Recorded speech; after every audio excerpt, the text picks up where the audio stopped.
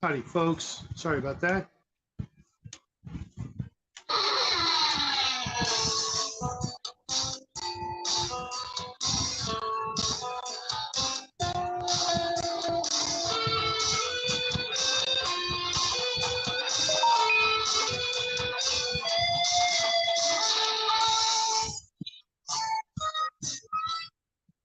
Howdy, folks. How's it going? Welcome back to the Shadow and Sun Show. I see a whole bunch of happy faces out there in TV land, and I happen to be one of them. Jackie, and not so much. He's still a little under the weather. He's starting to, get better from his brush with death.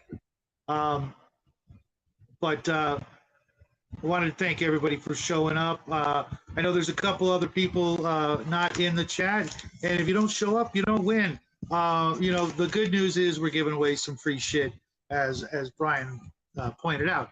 The bad news is that if you didn't qualify, you're gonna have to wait to the end of the show for the bonus round of prizes. Yeah, Mexico will do that to you. Actually, it was Magic Mountain that probably did him in. He cut something in Mexico, got over it, feeling great, then went to Magic Mountain and came home, and boom, he got something ugly and 102 degrees worth of it. Hey, check it out. I see Mike Dimart's here, the crafting gamer, Brian from World War II, Michelle C, actually, AKA Grim. He's having to use his wife's phone. Let's see who else is in here. Of course, Bo, my partner in crime, and war crimes too. I'm just waiting on Andrew Swift. I sent him out a notifications like, hey, dude, you want to win? You're one of the few lucky guys who qualified.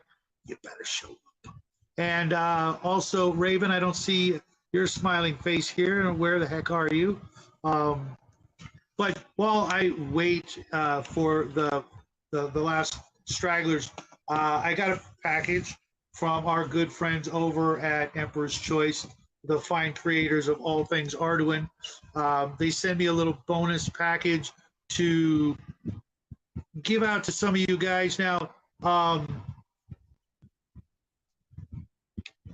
well, let's just open it up before I explain one of the little things going on here today. See what's in here, because I don't know exactly what's in this box.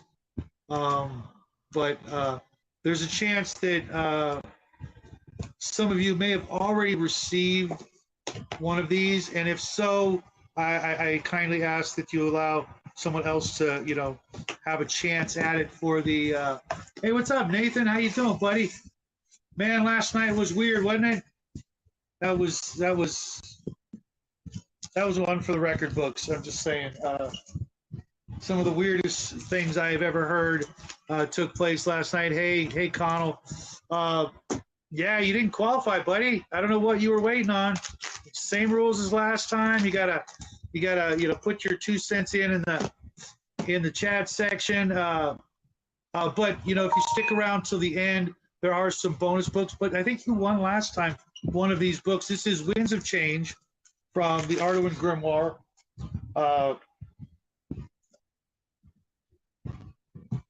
And he sent 1, 2, 3, 4, 5, 6 of these books. So if you already won one of these, hey, Andrew showed up. Cool. If you've already received one of these books, I kindly ask that you allow for one of the other folks to be able to win it. They also sent me some more funky Frank Pale Ale stickers. Nice. I'm going to start slapping the ones that I kept from last contest all over all kinds of crap. People's bumpers, whatever I can think of. Just what the heck is this? Uh-oh, here comes a little guy. What? Wait. Okay. It says kick from the studio, but how am I going to add you to the studio? I know what you want, Connell. You and probably 5 or 6 of the other lucky contestants on the Price is Weird tonight. What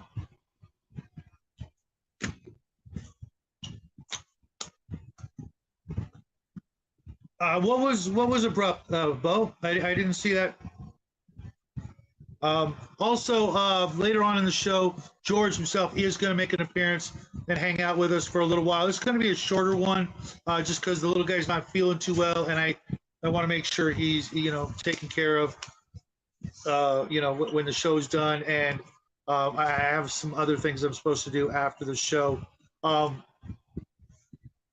so how's everybody doing? So for those of you who don't know, I think just about everybody has showed up. Oh, it started abruptly for you. Your birthday's next month. You might get lucky. I really have so many things to say about that, and the first one being is I really can't help you, bro.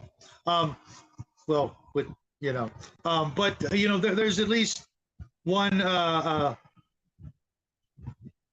No, we must hang out all night. Well, technically we could, but one, battery life is a factor, and two, I have to save some hours for later streams later in the month because we're only on the 6th, which 3 years ago on this very day, Connell was not born; he was hatched. You're too busy painting. You snooze, you lose, brother. Yeah, I have actually been doing a little painting, mostly just primer and zenithal highlighting. This guy's going to be one bad mamma jamma because it's just starting to cool off here. But I'll be showing off a whole bunch of stuff that I'll be painting and working on throughout the month. Mini Warmut, like Smash, thanks, man. If you stick around, Mini Warmut, since you didn't qualify for the first part, there are a couple of prizes you could win toward the end of it. The mud has way too much shit already. Okay, fair enough. Therefore, I'm guessing Brian wants your prize. Is that the way it goes? At least I follow the contest instructions. Yes, you guys all did. I'm pretty sure everybody's here, except for Raven. And I know she'll be here shortly. And there's some cool prizes here. I'm going to go over them again. Leshy. This is a single miniature from Archon Studios of some sort of weird critter. Then there is the sample pack from also Archon Studios, Dungeons and Lasers. It's a 3-pack of 3 very, very weird creatures. Let me see if I can get them in there. They're pretty cool. I don't know what they are, but they're from 3 different factions in the new Duselair Dungeons and Lasers Kickstarter. One of the prizes is this box of stretch goals with the giant lady as one of the miniatures, the gypsy wagon, some trees, a tower, dwarven mine entrance, a weird little gazebo-looking thing, the cart, like I said, another tree, a couple of huts, things like that. Then there's the creatures pack, which is 32 miniatures from Archon Studios. Now, mind you, each and every one of these prizes you have to clip, glue, and assemble. But this one has 32 fantastic miniatures. I've already put them all together, painted a good chunk of them, but not all of them.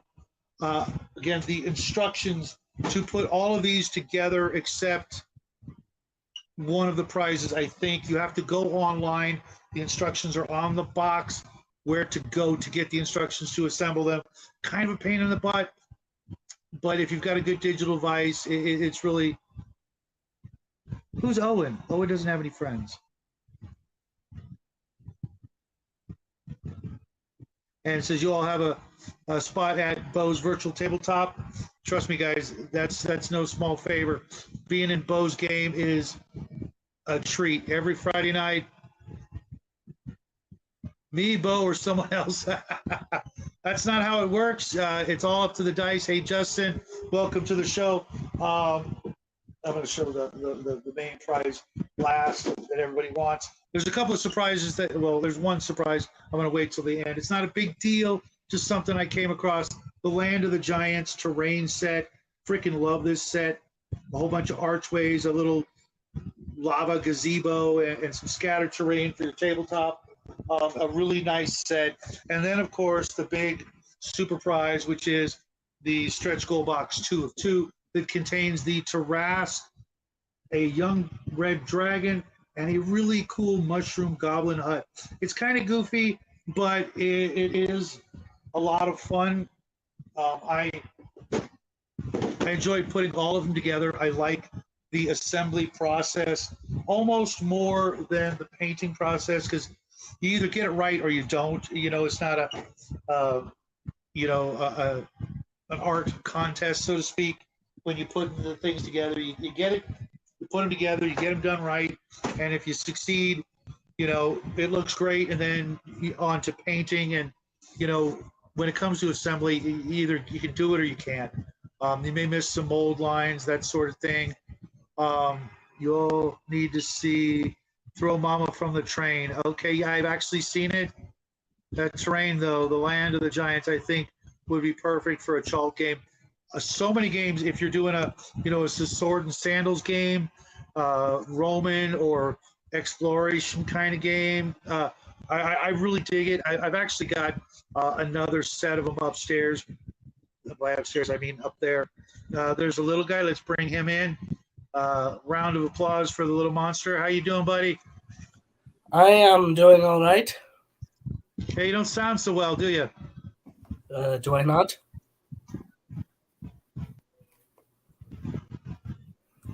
Sorry, buddy. So what have you been doing besides lounging around?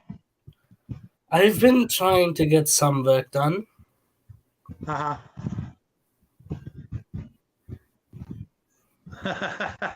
He lives, says Mike. Everybody's all here. Justin's here. A couple of extra folks. Connell. If you guys stick around, even Justin, I might be able to swing you a book. Just because I told everybody, I can't ship outside the U.S. because it's just too freaking expensive to ship these big old boxes. It'd be better if I just sent you guys a check, and before you say it's not going to happen. I'm not sending out any checks or money or stamps or money orders or any of that nonsense. Everybody's saying hi to you. Can you see the chat there, Sport? Of course.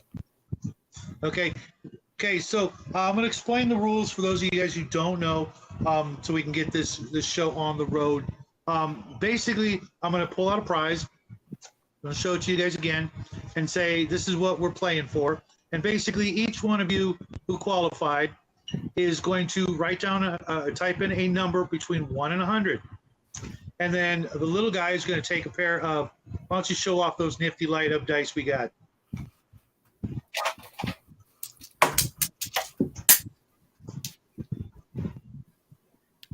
Cutest. They are literally digital light up percentile dice. Hey, Raven, glad you could make it. Michelle is actually Grim Raven, not Michelle, but he's just, using her phone. So you don't get confused there. And you'll type in your number, assuming that you want to win that prize. Mind you, for the most part, only one of the bigger prizes per contestant qualifiers. And I'm going to read the names off of the qualifiers again.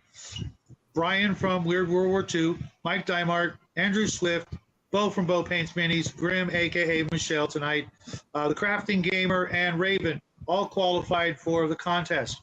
So when I show off the prize, I'll say start.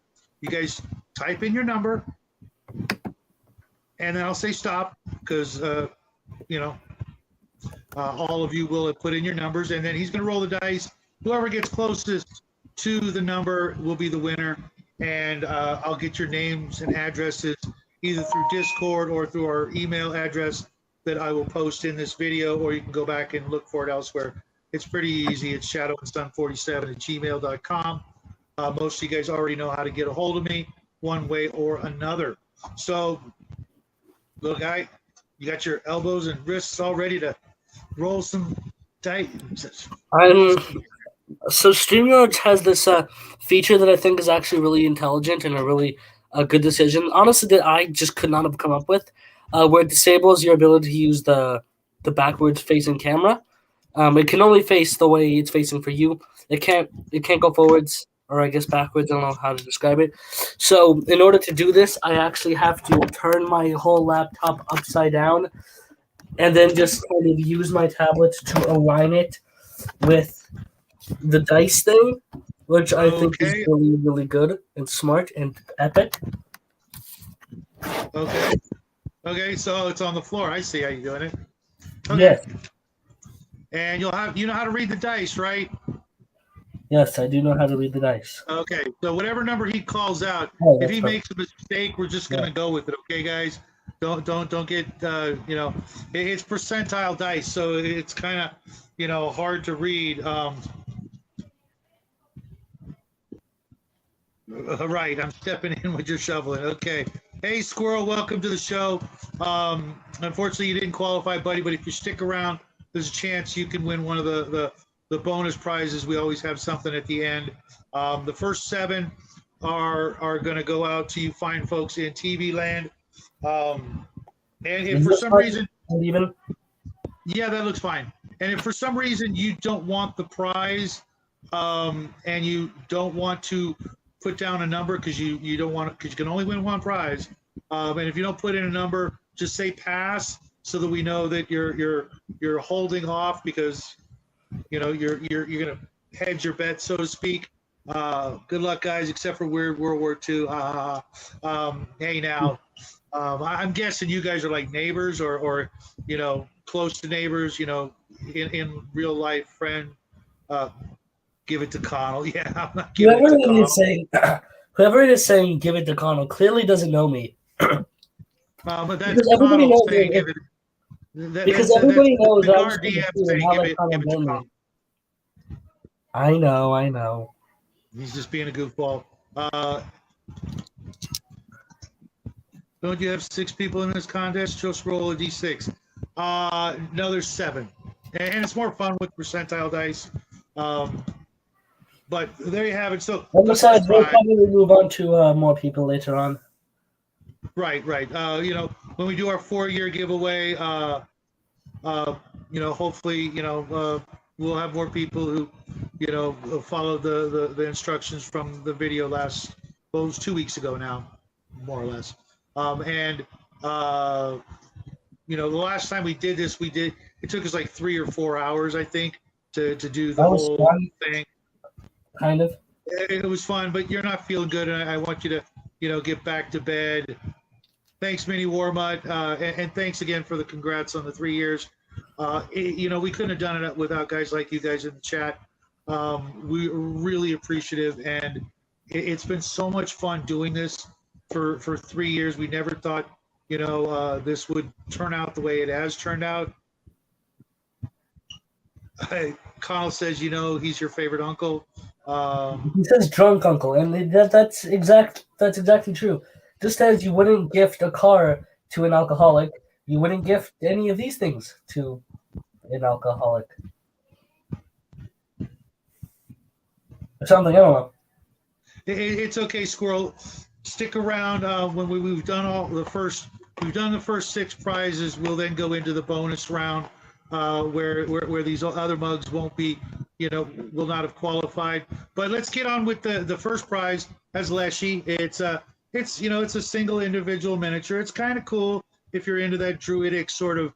It's kind of like a cross between an ant and a Wendigo. I'm not sure what Leshy is from mythology, but I'm pretty sure it is. I'm permanently reserving the number 69 for all rolls. It's too expensive to ship to me, which will be all prizes. Just throw them out and make a video doing so. Mind you, I did not qualify. Bo, George will be here roughly in about 20 minutes or so, more or less.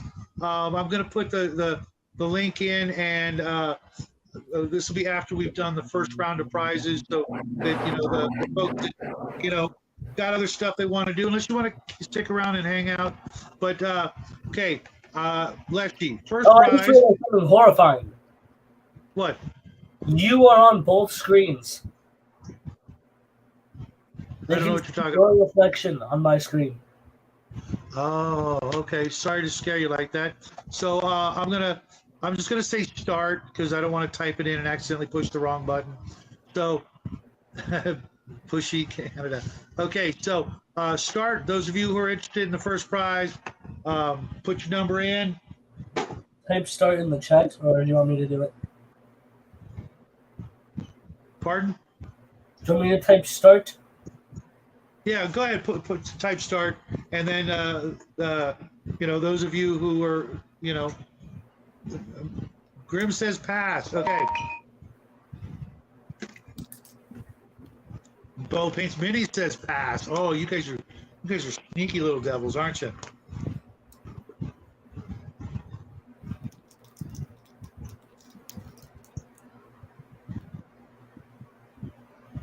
Oh no.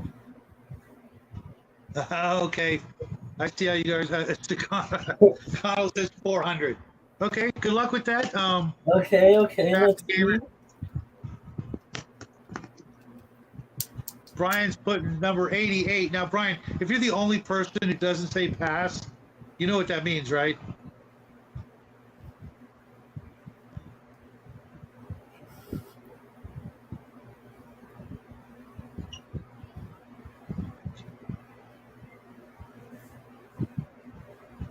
I'm waiting still for, I believe, Raven and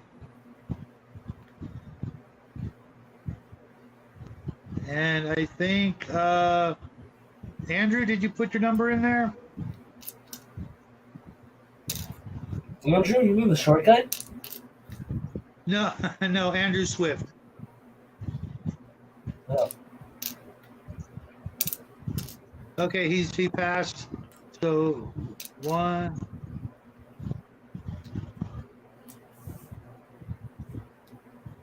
I think that's everybody. So if everybody's passing, No, Raven. What? Did Raven do it? Oh, that's right. Raven, are you out there? Are you passing on this prize as well? She was here? She's here. She's passing too. You guys are sneaky. Well, just for that, Cringe. Brian, what? Just for Cringe. that, I'm going to throw in something a little sneaky, and I'm going to throw in the sample pack. I'm just going to make it a 2-for-1 because I have a feeling folks are going to do the same thing on the next one. So instead of doing that, I'm going to send you 2. I'm also going to send you a copy of this Arduin book, Brian, Winds of Change. Even though it's I think it's number 8 in the Decology or what have you. It's still got a lot of cool, crazy stuff in it that you'll find useful for different RPGs. And if you like the style, hopefully you'll look into the other books, and if you stick around, we'll probably hand out some of the other books later on down the road. So there's that. So since you guys are all a bunch of sneaky so-and-sos, we're going to go on to the next prize. All Arduin is awesome and weird. Yep. That was, very easy. Little guy didn't even have to roll on that one, huh?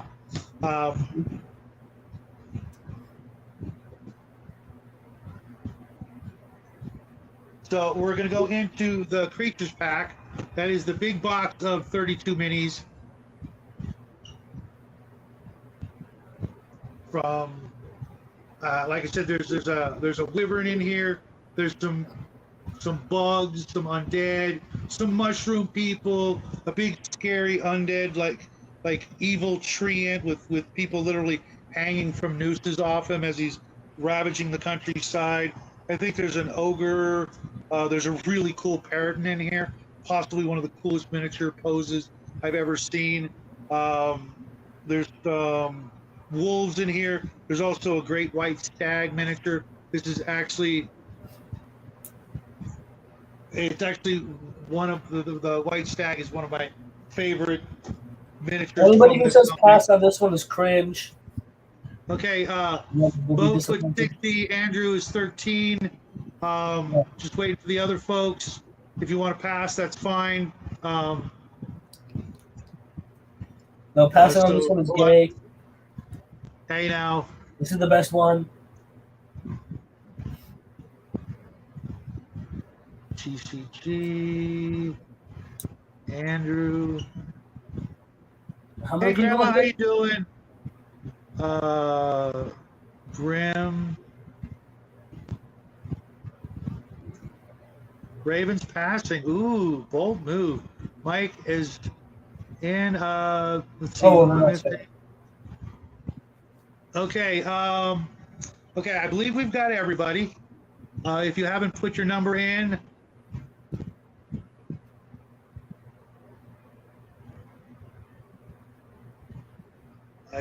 oh, Brian's got all that stuff already. Okay. So, okay. Well, cool. Oh, Grandma, little guy's got a cold as well too. I hope it's nothing too serious. Hopefully we can, pick your spirits up later. Although I think you probably already have this book. So, do you have Winds of Change, Grandma? Let me know. So since everybody's put their number in, I'm gonna have the little guy roll for the first roll of the night. Okay. 88. 88. Who's closest to 88? Is that Bo? No, it's not Bo. I think it's the Crafting Gamer.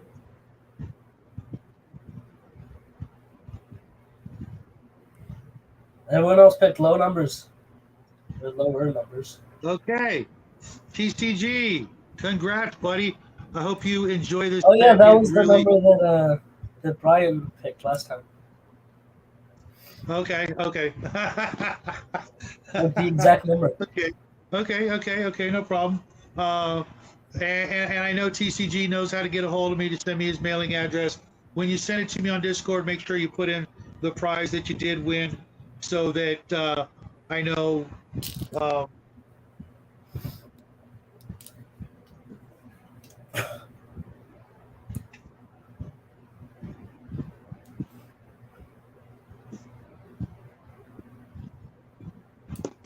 So that I know what to send you.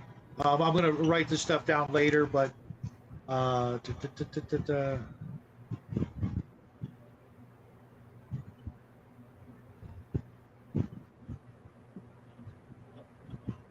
just don't want to be cringe. Okay, Bo. Grandma has the book. I knew it would roll that, says Brian. So maybe you're more psychic than you give yourself credit for. Grandma probably has the Arduino in the original format. It would only be a different printing from the same company when it comes to this book. Justin, I think it should go to Brian. He was the last one to choose that number.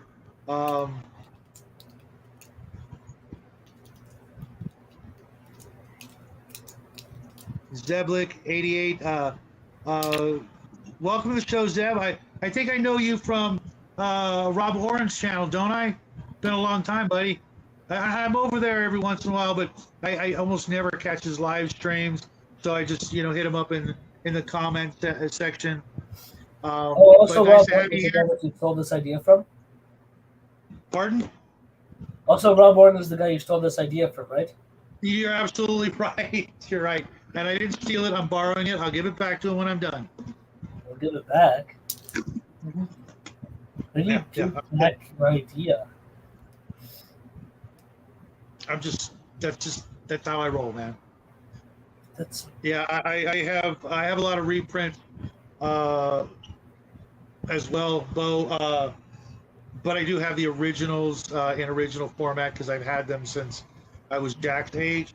So we are going to go on to the Super Stretch Gold Pack that has a Lady Giant and all the other cool stuff in there. It's got some really nice terrain. I like the tower, the Lady Giant, the Dwarven Mine entrance. The wagon's really cool, but really complicated. Got a lot of little really nifty details in it. The cage and the Highlander hut are okay. The Tree of Spirits is kind of a cool one as well. So if you've already won a prize, that being TCG and Brian, everybody else who qualified, go ahead and throw in your numbers now.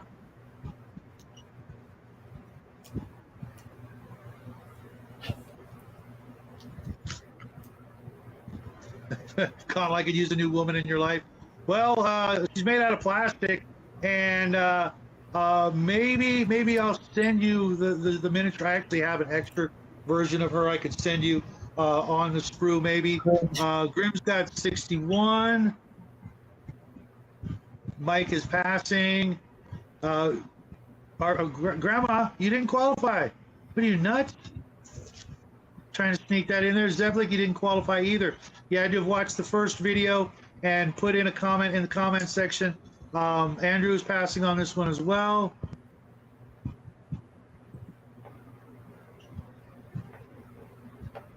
So Bo is passing also. Check you guys out. You know, if you pass all the way through, you do risk the chance of winning nothing.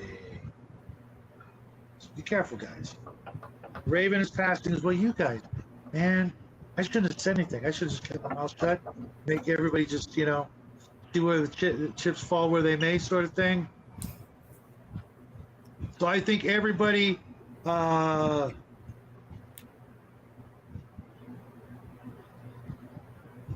passed except Grim. Is that the way it's working out here? We should outlaw passing, make it illegal, punishable by being sent to prison. No worries, man. Just come back, you know, throughout the year. We will be doing another one. I don't know if we're going to do one for Christmas. We might do one for Christmas, depending on, you know, how things go. I got to go do some inventory because I've got a lot of extra stuff from these Kickstarters, and you know, we'll see. So if everybody is done, we're gonna roll anyways, Jack, because technically this one goes to Grim because he's the only one who didn't pass. Isn't that how that works? Do I put it in? You just go ahead and roll. I'm just being a smart ass. 23. Ooh, Zevlik, man, it's a shame. That's terrifying. Okay, I'm sensing a pattern here. I know, right? If you pick a number, but you didn't qualify, or you pass, or something, yeah, that's kind of weird. But Grim, this is going off to you. Grim, do you have a copy of Book 8 of Arduin? Winds of Change. Did you win one last time around?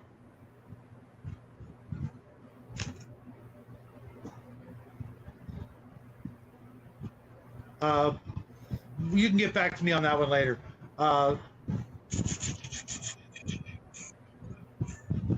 And I'm feeling a little rambunctious, so I'm gonna give off the grand prize and then go. Nah, I'll do them in order. This is the Land of the Giants.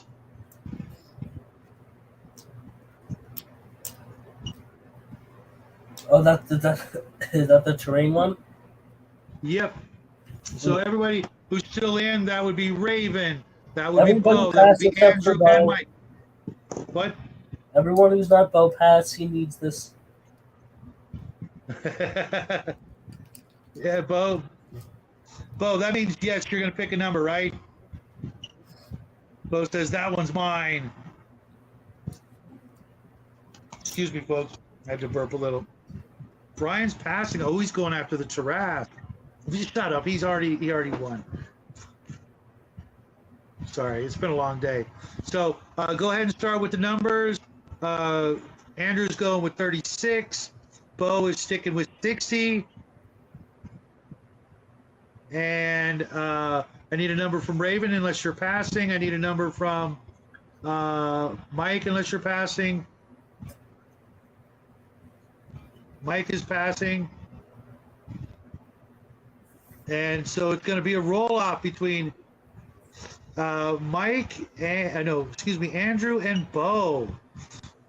Ooh. Oh, and I sent a little. Did Raven pick a number? Oh, 33. Oh, wow, Raven. That's a bold strategy there, girl. Because, you know, if it's, unless it's under 34, it's going to go to Bo or Andrew. So without further ado, Jackie, roll us some numbers. Look, get that roller a little more centered if you can. It's off. Okay. Yeah, it's a little. That good? I mean, I can't see the numbers, but I'm sure everybody else can if they're on a bigger screen than my tiny little postage stamp size screen. 63.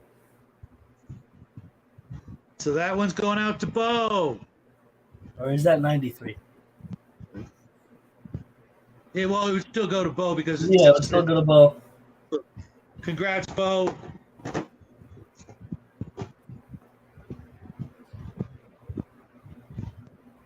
I know you're gonna dig it. Oh, is this 93? Okay, now that leaves Raven, Andrew, and Mike all rolling off for the grand poobah of prizes for tonight. But then I'll show off the bonus prize that I came across.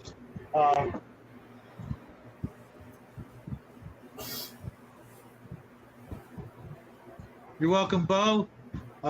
Couldn't happen to a nicer guy. Shut up, Connell. All these prizes are actually out there on eBay, and you can actually order from Archon Studios, but they're really expensive shipping. But I actually bought this one right here with my own money off eBay, and I paid like $50, and it had all three, things in it. If you buy it from Archon Studios now, it's just the Taras for like $69, which is really kind of crazy expensive. But there are people out there selling on eBay this same box. If you don't win it tonight, I'm sure it'll be out there. So let's do this one. Everybody, Raven, Andrew, and Mike, give us the number between 1 and 100. It really is, Grandma. All of these prizes were outrageously cool. TCG, you already won, dude. Think you pulling that stuff like Brian, trying to sneak a number in there? He's just messing with. Okay, Mike is at 72. Andrew waiting on a number. Andrew's going with 53. I'm gonna guess Raven's gonna stick with 33. And Raven is passing on this one. Wow, check you out. Interesting choice. Okay, well, I'm sure Mike and Andrew are not gonna, shed a tear, but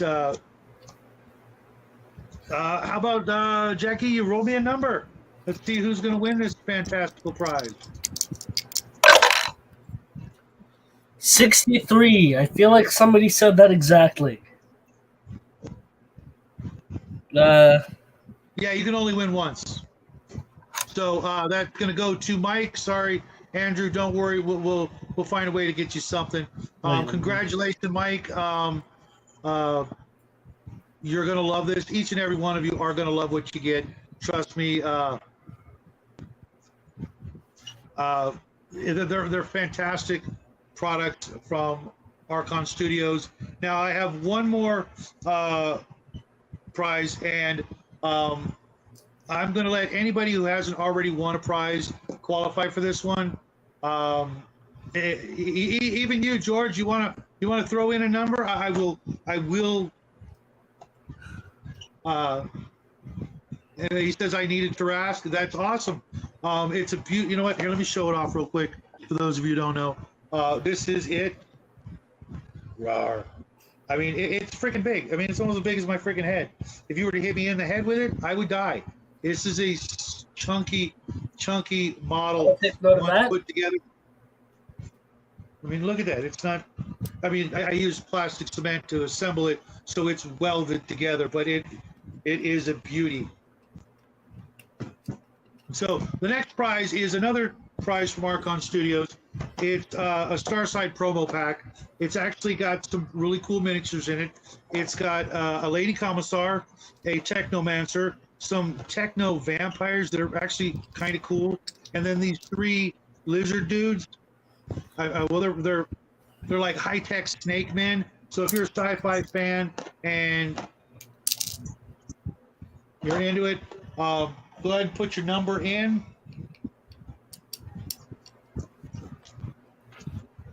Kyle's putting in a whole bunch of zeros. Okay. Call a moment. I don't even see the zeros. Or those O's. No, like I don't see Connell at all. Take Did you care, ban Grandma. Connell from the chat? I will see you later on in the week, Grandma. Thanks for stopping by. If I don't see a number, as folks popping in a number, I'm gonna just end up giving this to Andrew because he was the last actual qualifier.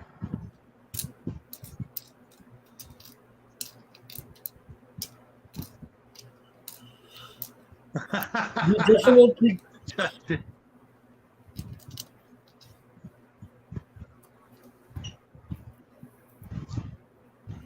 Still waiting on some numbers. I see Bo threw in a number. Justin threw in a number.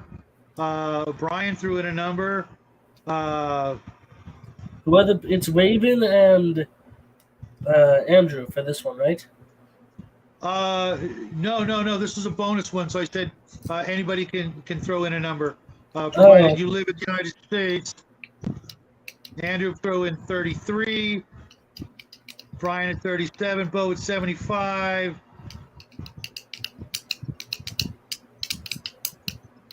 TCG at 86. Valmar, welcome to the show. Never seen you before. Mike is passing.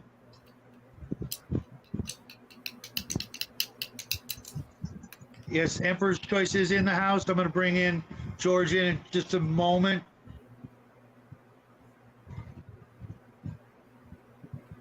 Raven's putting in the number 6.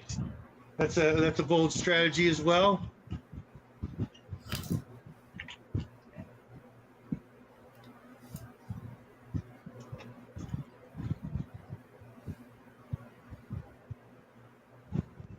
Anybody else want to put in a number? Otherwise, I'm going to have a little guy roll for the last one for a moment. Hey, you know what, Valmar? You came to the right place because Shadows and Brimstone is kind of like our bread and butter. Sometimes we play that game so much, and I hope you enjoy the show. Sport, you about ready to roll? George, Bo says, George, I need another Arduin fix. So, but I'm pretty sure you have this book, don't you, Bo? Wait, what are we doing? This one? You're gonna roll. You're gonna roll the dice because. Okay.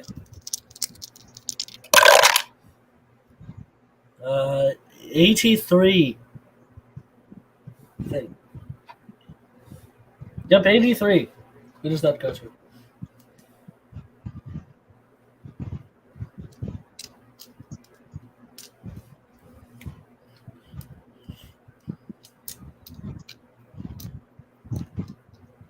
I believe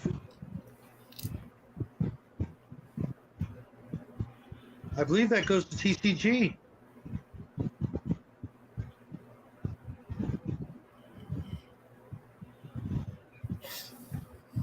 I believe so. What's happening, Hungar? Welcome to the show.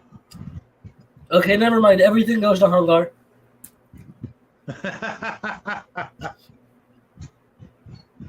Okay, smart guy. Yeah, that's not going to happen. What do you mean? Yeah, now Justin and Hungar can arm wrestle over the number 69.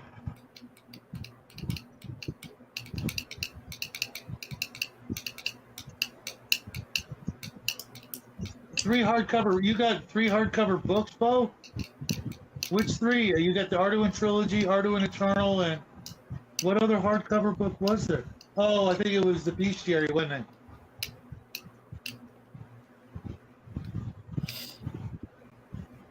Hey, what's up, Alex? Welcome to the show. For those of you who don't know, that's Jackie's best friend. You just missed the contest sport. I'm going to gambling time.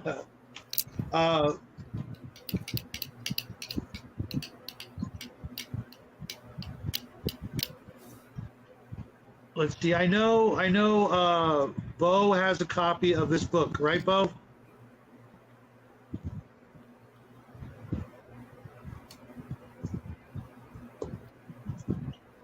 And I think you do too, also, don't you, Mike? Book 8, I think, Winds of Change of Arduin. And Grimm, I know Grimm has a copy of this book too. If I'm wrong and you don't have a copy of this book from the last contest, let me know real quick, because that'll determine where we hand out the remainder of this stack of books. All right, what are we doing next? I know Hungar has the book because he was here last time. Well, I mean, if they already have it, I doubt they would want the second one. Right, no, I'm not going to send two to the same person when I can send one out to somebody else who's maybe never had the opportunity. And I know Connell has the book, but I didn't hear back from Mike and Grimm if you have the book.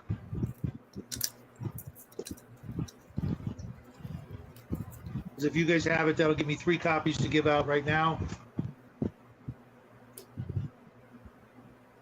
And welcome to the show, Mark. He says he hopes you feel better, Jackie, and missed you on the show today. You missed a really good movie. We missed. We watched Bill and Ted's on the Cigar DM's channel, and we reviewed it this morning. It's definitely one of those movies you got to go out and check out. Now that you're probably all grown up. But I couldn't see it. I was too busy dying of the Kung flu.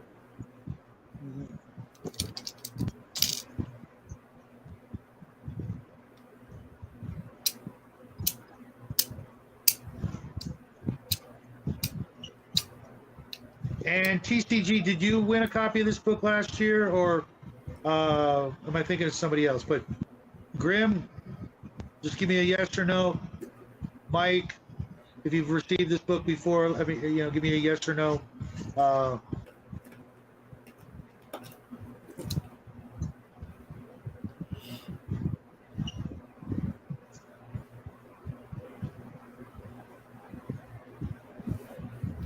Grimm has it.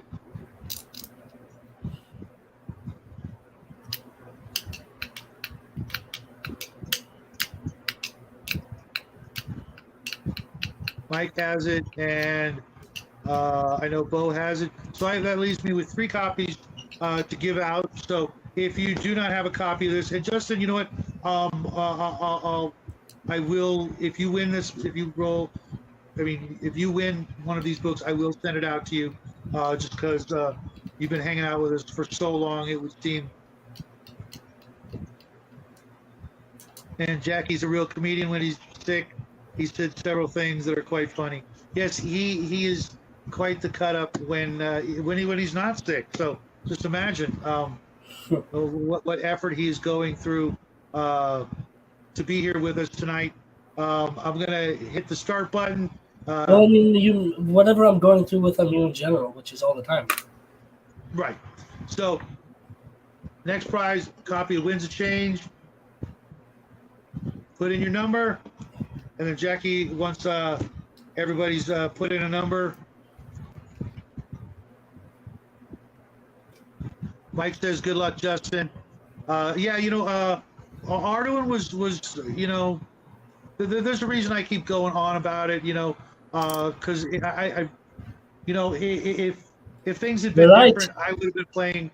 You're right, Hungar. I would have been playing Arduin my whole life instead of TSR or something like that. Hungar, you have a copy. Alex put a 42. Bo put 45. You guys, you're killing me, man. If you already have a copy, you are disqualified. I just realized but I can give it away. Yeah, you I changed suppose. the name on your thing. Yes, I most certainly did, you little stinker. How dare you?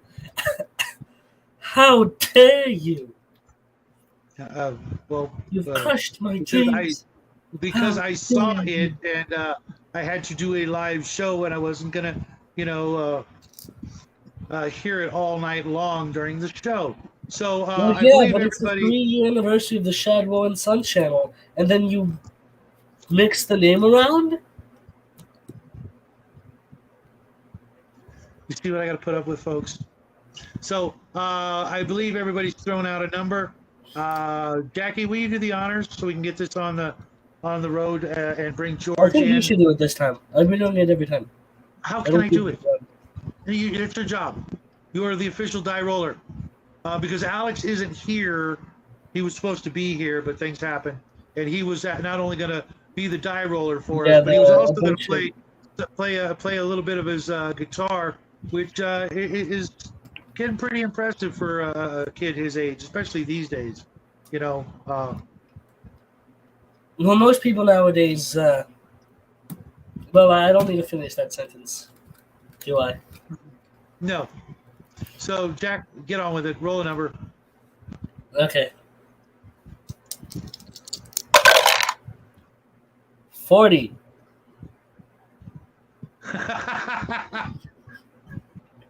Alex, congratulations. You get book. Right on, sport. Okay. We're going to do this one more time. Actually, we're going to do it 3 more times because I have another copy of this book as well. So if you guys want to stick with your numbers, that's fine. Otherwise, put in a new number now. Start.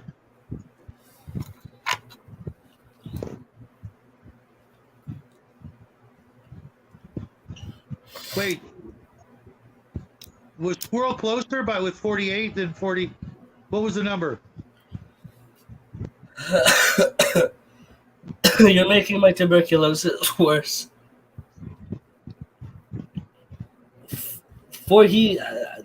Nibbleman shows 42 in the roll of 40. Oh, okay.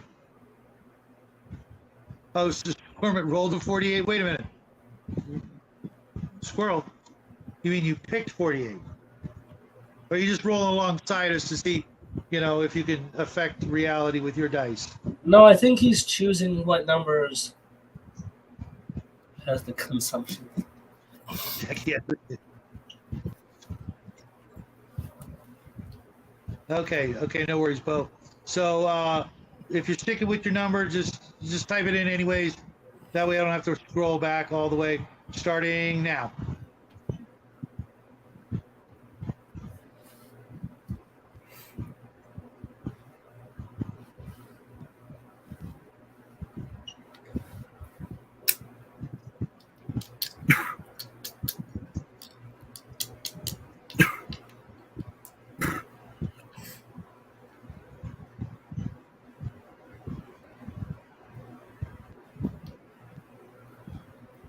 He needs to move to Arizona and become a dentist.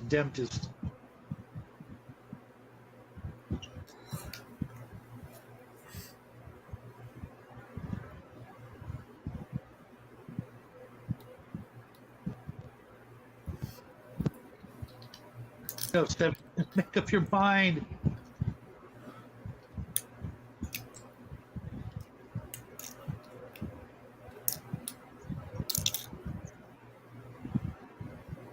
Okay, I think we're done with round 2. So go ahead and roll me another one, buddy. All right. Hey now, Arizona here. 29. That's going to go out to Andrew.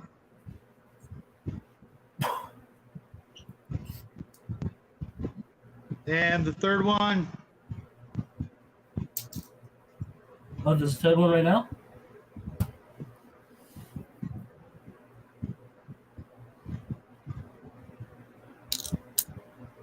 There's a third one right now? I'm waiting for some numbers. Okay. We've got Hungar. We've got Justin.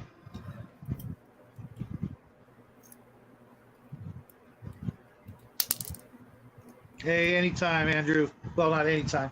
Anytime we do this, you're welcome to participate, provided you do the thing we asked. And I'm glad you're hanging out with us tonight on a Sunday evening. You guys could be doing all kinds of other stuff. I get it.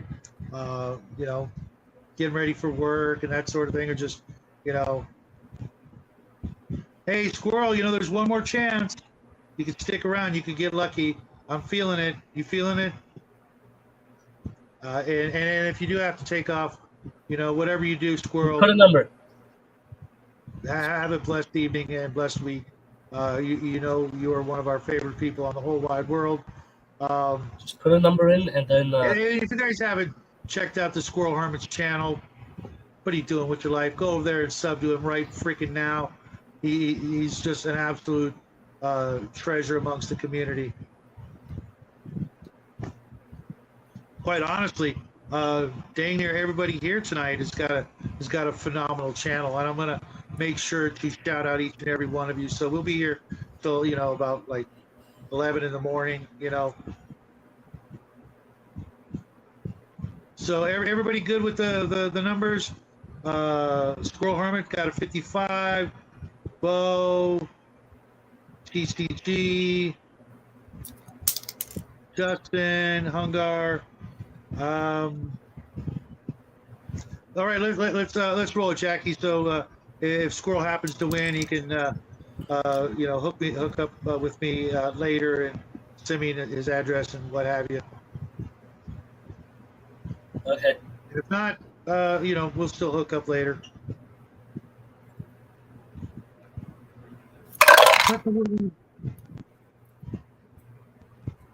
86.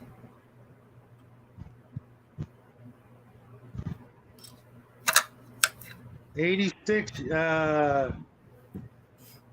Bo, don't you already have this book?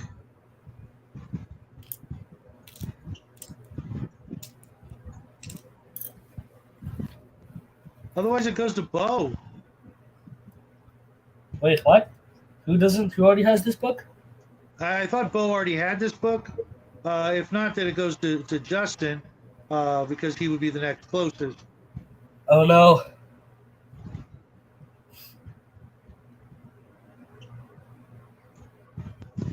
Oh, wait. Your Hungar's closer?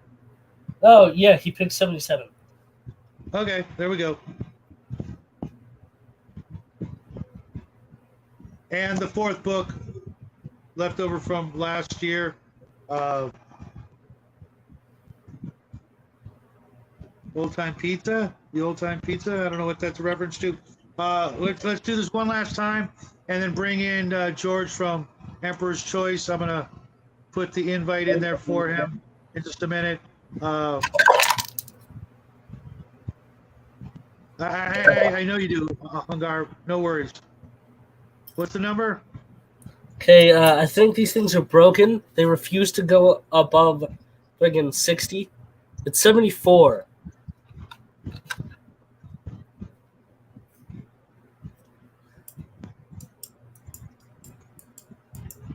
You mean below 60? No, that's what I said. Oh, okay. I said below, not above.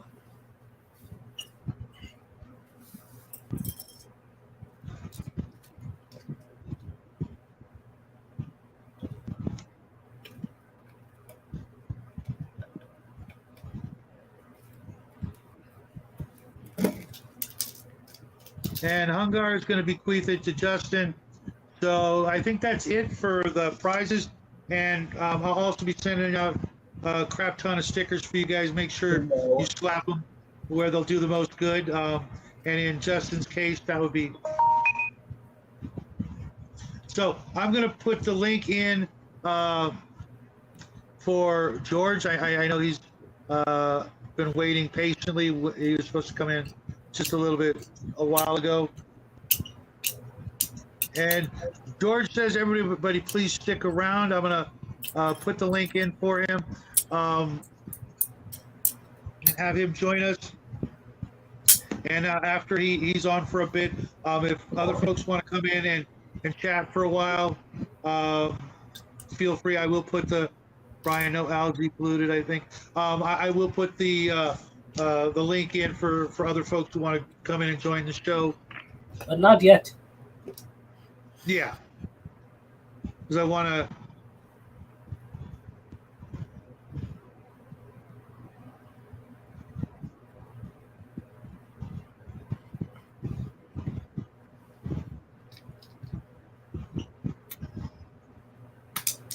Just waiting for George to hit the link.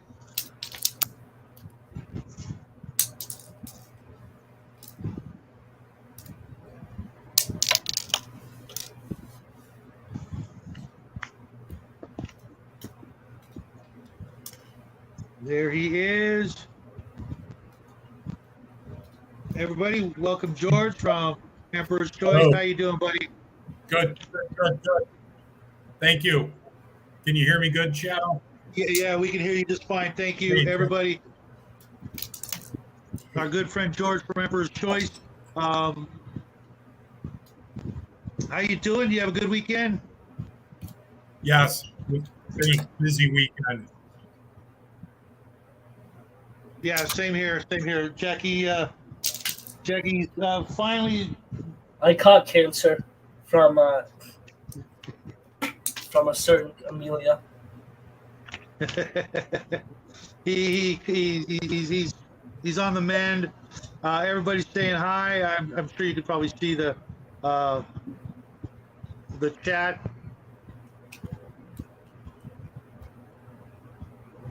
Right, George? You can see the chat or no? Yeah, no, I can see the chat. Okay. Yeah. A lot of old friends here. Yes, I do. So how are things going on the Arduino front?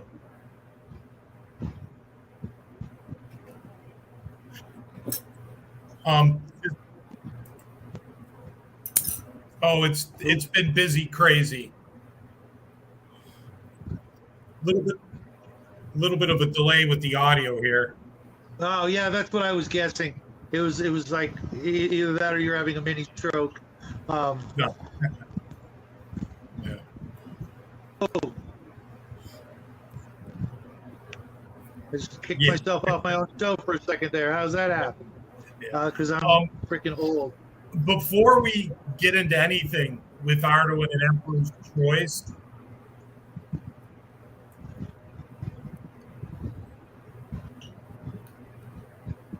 yeah.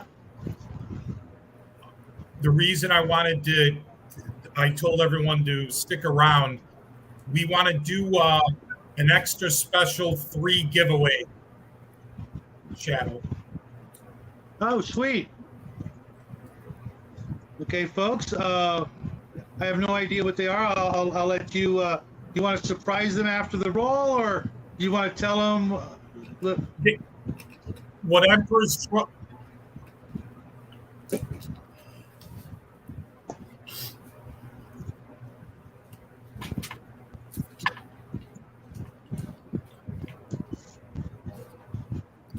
What we want to do is we'll do 3 different roles like you're doing now, Shadow.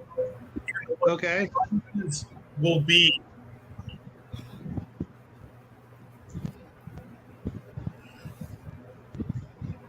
and what the prizes will be, whoever gets the closest number, just like you've been doing. And again, we'll do this for 3 people.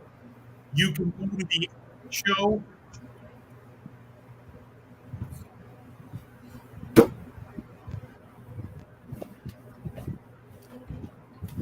Go to the MCHO website and you get to choose any one product that's not out of print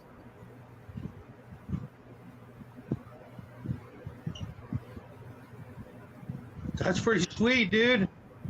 I want to roll. Hey, yeah, you can roll too, Shadow. Everybody can. I'm teasing. Again, one book or map product or card. Ooh, that's pretty sweet, folks. I hope everybody's listening out there in TV land. I hope Squirrel didn't disappear. And in addition, you can also choose one miniature, and you can get one shirt. Tito, ¿te puedes medir la temperatura más?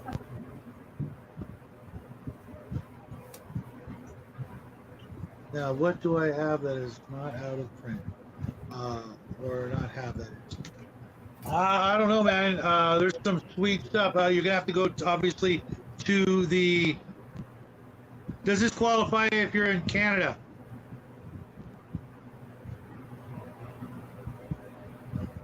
George? Yes. Hey, if they're in Canada, they can qualify? You know what? Normally we just do United States shipping, but we'll go to Canada. That's fine. All right, let's get this rolling. Jackie, would you mind pressing the start button? Does that make sense, Shadow? Yeah, absolutely. That's so incredibly generous. One book product, one miniature, and you get a shirt. That's incredibly generous, folks. I'm gonna go start from where Hungar pumped in, typed in 77. Jack, you don't have to worry about typing start. Everybody's numbers are rolling in. 77, 86, 56.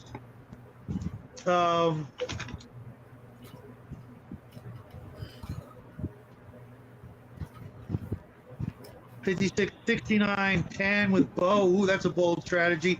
Mike at 24, Andrew 42, Grim at 23.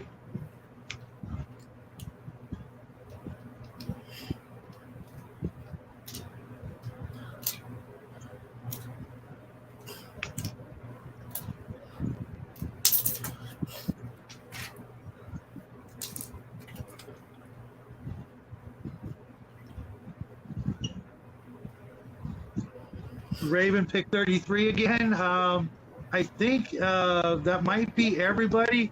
I didn't. Yeah. If you haven't popped in a number, folks, drop it now before we hit the stop button and move on to the next one. And now, excuse me. I'm not certain how they're going to get a hold of you without pulling a fast one. You know, I don't know if you have any security thing you want to, implement to make sure, because I've already sort of some built-in ways to.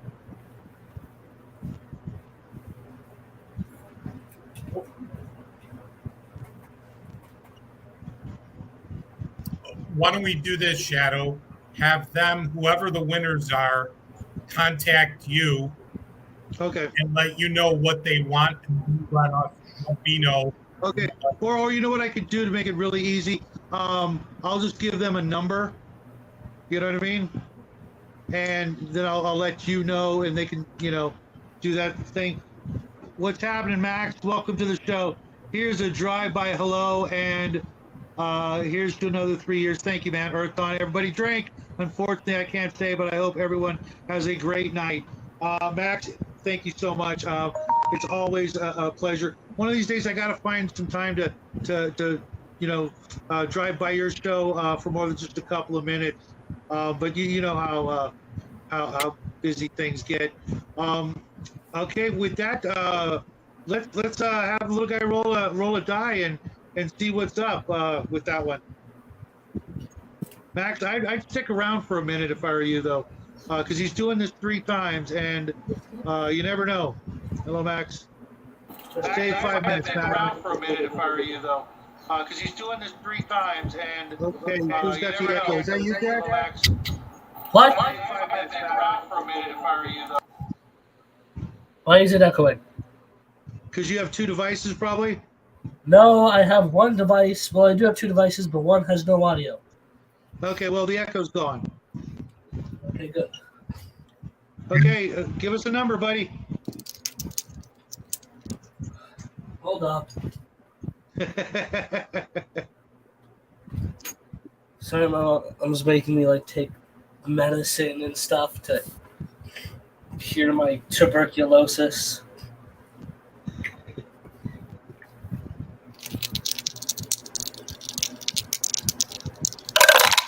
That one fell out.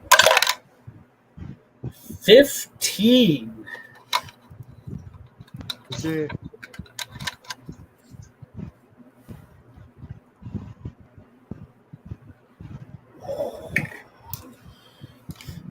I think the lucky number is, folks in the chat, if you see somebody closer than Dave Marmachand at 13. Hold up. Oh, Max is here. Yep. It's pretty epic. Yep. And he picks one.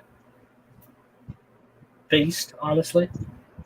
Right now, that's a bold strategy. I mean, so it looks like Dave won the first prize. Isn't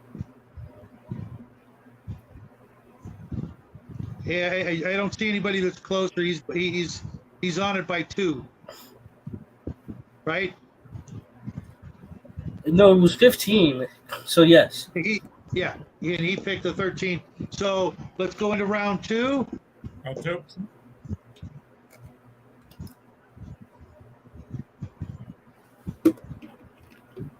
Sloppy dice, drink twice. You heard him, Jack. So everybody, whoa. Does everybody want to stick with their numbers? Or do you guys all want to put in new numbers? Nope, everybody's going with new numbers, sort of. Get your numbers in before the little guy rolls. I think we should consider it heresy and blasphemy if Hungar doesn't get anything. Has he gotten something? I don't think he won anything tonight. Well, he did, but he gave it to Justin. That's what confused me. Hold your horses, buddy. I'm going to give everybody a chance. I think Legion, that being Max and Justin, are picking the same number again. So that could be a roll-off. If everybody's picked their number, I'm going to give you guys another minute. If not, get your number in ASAP. Should I put it in? Not yet, not yet. I'm giving another 30, 40 seconds. 30 seconds.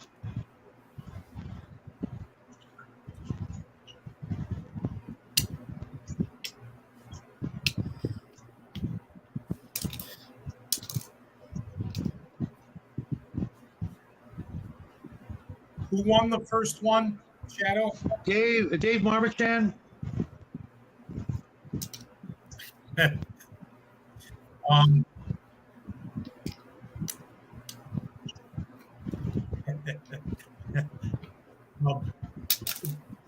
Somebody else will win, not Dave. Why is that Dave? Someone we know? Yes. Oh. Yes. No. Yeah. So. Yes.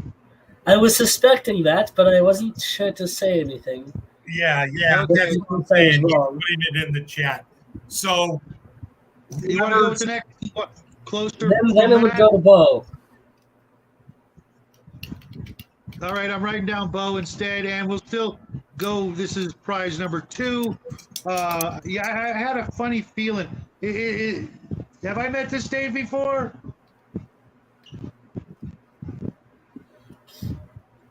Okay, let's. I think everybody's in. Let me double check. Oh, he was kidding. Okay, I can't see your face from here, so congrats, Bo. Couldn't happen to a guy. Um, anyways, I think everybody's in. Jackie, let's go with round 2. Hold up, I dropped the dice. Oh, on the floor, he still drops the dice. He's rolling Well, on the floor. it's less than I dropped it and more than it rolled underneath the door. Oh, okay, Bo. That's clever. Yeah, I'll be buying like 10 of those the minute they hit the shelves. Same. All right, I'll roll. But we can't have nice things. Yeah, again with the dice. Can you get them in the freaking rolling thingamajig? Oh my God. All right, that's it. I'm unsubscribing. Fair. Just get it in there. Nobody can see what it is yet. Fine. You want to re-roll, everybody? Yeah, we want to re-roll. Oh, now it's wait, what? It's 2. What's the number, Jack? 2. Literally 0-2. So who was the closest? Let's see who was closest to number 2.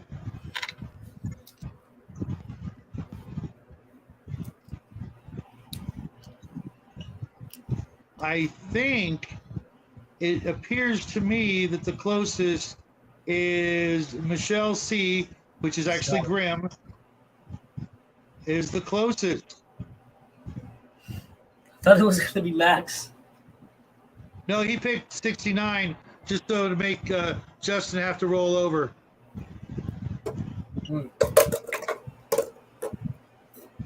He picked 1 All last right. time. Okay, we're going on to round 3, everybody. I'm going to hit the start button because it makes it easier for me to see where everybody's numbers, so I don't have to keep scrolling all the way up. So I hit the start button. Everybody, you're welcome, Grim. Pop in your numbers again. Crafting Gamer with 86. Hungar with 77. No. In Shadow, like I said before, do you want to have them just contact you, let you know and then you can let us know? Then we know it's the 3. Yeah, so far, that doesn't seem like it'll be an issue. It'll be pretty easy. Yeah, and then just give us a shirt size, anybody who wins, so that we know. Mm-hmm. And again, you can pick one book product, which includes a map or card set or a book, and any one miniature, and you'll get a shirt. And the only thing is, out of print books you can't get. So like the Arduin 2, the stuff, Arduin Eternal, those lines we've taken out of print. But if something's out of stock, we can do it, especially miniature wise. We can, create it. So we're just trying to get our inventory back up. But I just want to clarify that. Just go to the MCHO site and you can take a look.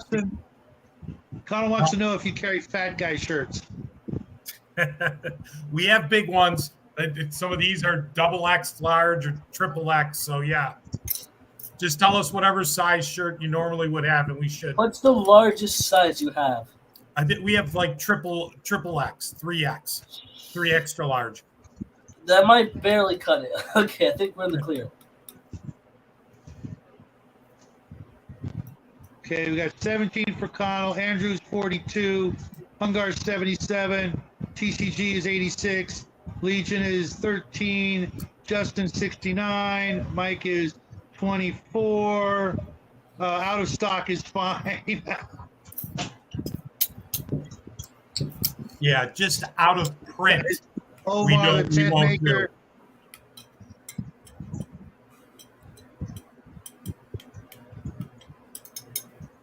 Has everybody put in a number?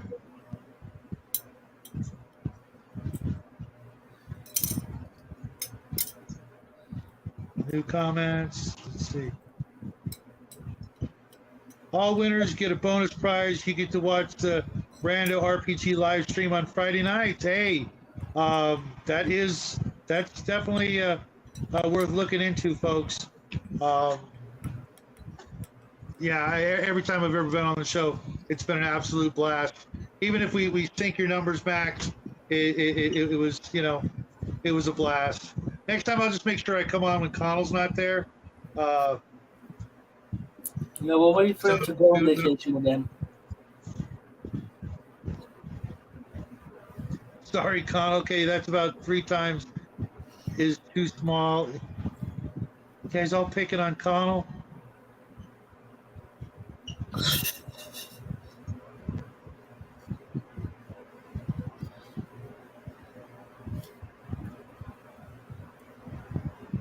It's best when I'm on.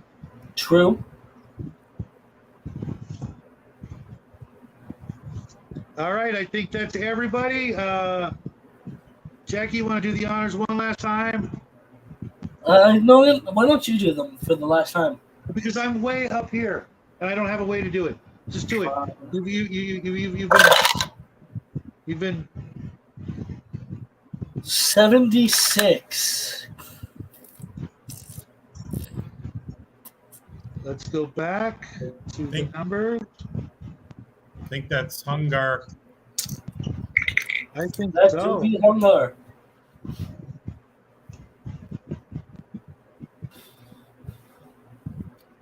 That's awesome. See, Hungar, you knew this was going to happen. That's why you were such a generous fellow earlier. Congrats, buddy. Congratulations to all the winners of everything. All the Arduino you stuff guys- and all the other prizes, too. Yeah, you guys, we couldn't have done it without you guys. And we could have done it without people like George here and so many other folks who didn't make it tonight. If you guys are watching this later on, which is weird because the last time we did this, people were still watching the show weeks later. It's Emperor's Choice. It's MCHO, www.mcho, just like I have on my screen, empcho.com. Dave, if you're hearing this, put it in the chat. Put the link in the chat. I'll have Dave put it in the chat, Shadow. Okay, that works.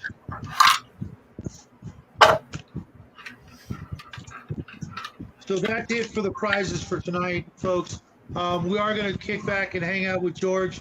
And if some of you guys want to pop in and ask George some questions in a moment, feel free.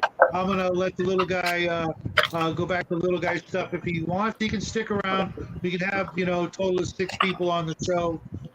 So I have 3 more slots open. Grim says thank you, Dave and George. Absolutely, guys.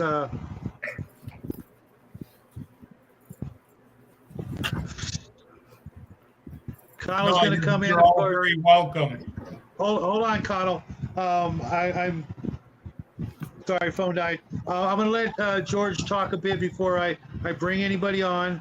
And then I had an announcement to make. Okay. But What's your you announcement? You do that first. I'm going to go to the bathroom. Oh, okay.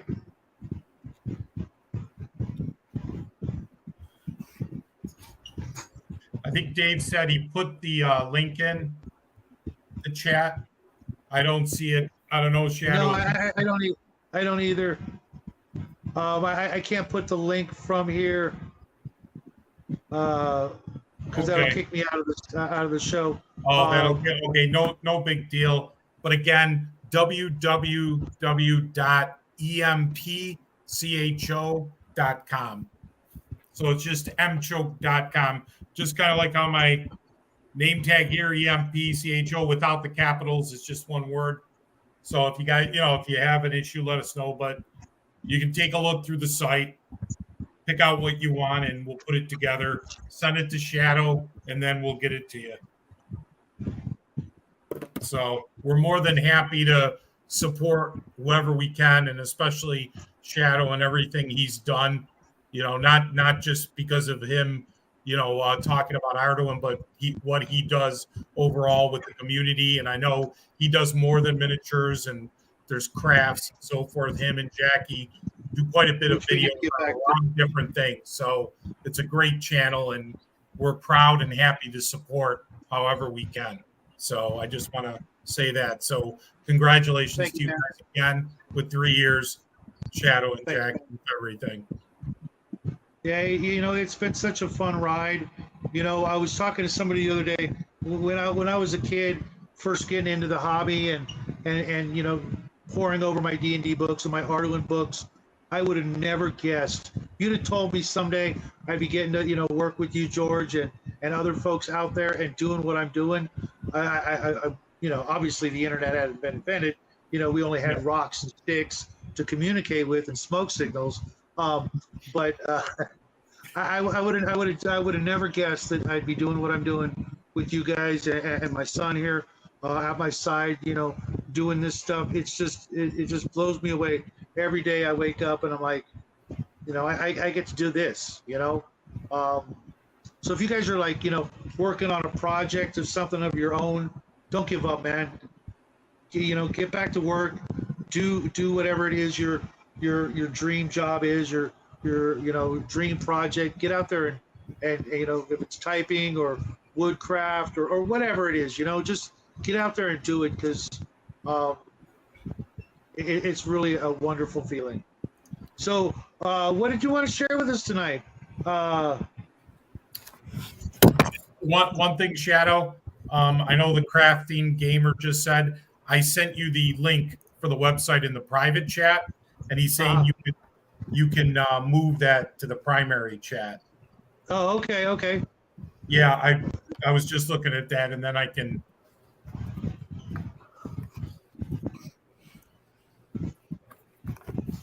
Let's see if I can do this the old-fashioned way. Yeah.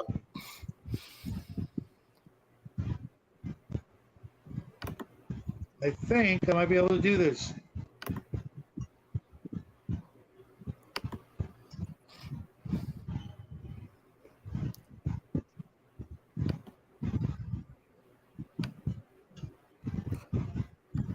Oh, shit. I did it the wrong way. I just shared it to myself. Lovely. Oh, wait, did it go? Marble Did it go to the brain moment? comments? Marble brain moment? Yeah, I know. I think Bo put it in there too.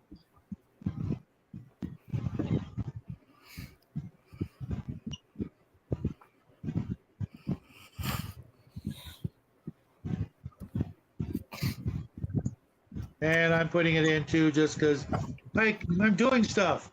There you go. Yeah. Okay. Thanks, man. Is it? Yeah. Justin, rub it in. I'm old. I mean, we all know that your brain shares most of its qualities with a single atom. Can you All feel right, the I don't love know why tonight? Dave couldn't put it in, but that's all right. Just to give an update, Shadow, with things with us. I know been on some of your other live streams there, Shadow and Jackie, and we've been talking about Arduin. We've been in development now. Going to be going on almost 2 years coming up in October. So we're continuing to build a new system for Arduin. We have many new miniatures in the pipeline to build the Arduin line of miniatures. We also have a lot of maps. We're going to be having a new Arduin map, a continent map, a lot of different maps for countries on the continent of Arduin. And of course, the main items that we're working on with the rule system is Player's Handbook, Game Master Guide, and a Monster Manual, which will be the 3 core books. Working on a Game Master screen, working on cards, new cards that Arduin did. If you look, we have card sets for the dungeons and generic cards that can be used for any role-play game. So we have a lot on deck. We have adventures and modules that are being written to support the system. So we have a lot going on. We're probably still going to be in development for probably another year plus. So we're hoping near the end of 2024 to be able to launch a Kickstarter, and be able to, produce, everything Arduino. That will be our launch off with the new system. And to that effect, and I've stated this before, what we've done is consolidate the Arduino product line. All the original material is still available. Arduino 3 have been taken out of print. They're out of print, out of stock, and you can still get all the old Arduino material right now. But we're moving forward with a lot of energy behind the scenes. I've talked about it on a couple of the other streams about 4 months ago. I talked in depth. I remember it was a Saturday night with Shadow, and I remember Bo was there, and Brian, and Omar, and there was another gentleman, Elfbait, I think, was there. So I went into a lot about the system and different things. So it was good. I believe later on, RPG Grandma popped in at one point. And I believe Justin, I think you were there late that night. So, but we will be having another post. We've done a couple posts. We've introduced some artwork. If you look at some of our posts, we have a Facebook site, Arduino Grimoire, the MCHO site. But the Facebook site, we have posts which show the artwork, the new artwork, about 5 samples. We're going to have another post, hopefully within the next month, with a follow-up with some information. So we can only speak so much. I wish I could talk a lot more about what we're doing, but we're keeping a lot close to our vest. We're doing a lot of internal play testing, and we're going to try to roll out fully to play testers when we're ready to go. We're just doing it right. We would have loved to have jump on, the whole thing that went on this year with WotC, and D&D and all the backlash and people looking for alternative systems. There's been quite a few Kickstarters in the last 3-4 months that have done very well, or at the beginning, like in the spring, like 6 months ago, I should say. But we weren't ready, and we're not going to be ready, and we're trying to do it right. We're actually developing pretty much from scratch and play testing, real play testing, and doing it the right way, which, again, we want to do it the right way as much as it's antagonizing, or it's frustrating because you spend all this money, you do all this work, and you can't speak to it, and you can't put anything out there until you're ready to go. But we're hoping at the end it'll be well worth it, and especially for the fans, for all you people to enjoy it. Enjoy the world of Arduino, the system, the modules, the miniatures, the whole 9 yards. So that's kind of where we're at right now. Just to give you an update, Shadow, and like I said, I wish we could talk so much more, with this. Can you hear me, Shadow? Oh, yeah, absolutely. I was going through highlighting some of the questions. Dave says we were eyeballing 13 months, can't say positively, but Correct. That's the goal. Anything, any of us here can do, just, reach out, and tag us. And I'm certain you'll have a crap ton of people who'd love to, help out, in various ways. I know you have your staff and what have you, but if you ever, are looking for, specific things, we've been able to help you find a couple of people here and there. And thanks, James L. Awesome. Omen asked earlier, very cool. Did you already announce the time frame for the new material on Kickstarter? Not really. Like Dave said, they're looking at maybe 13 months.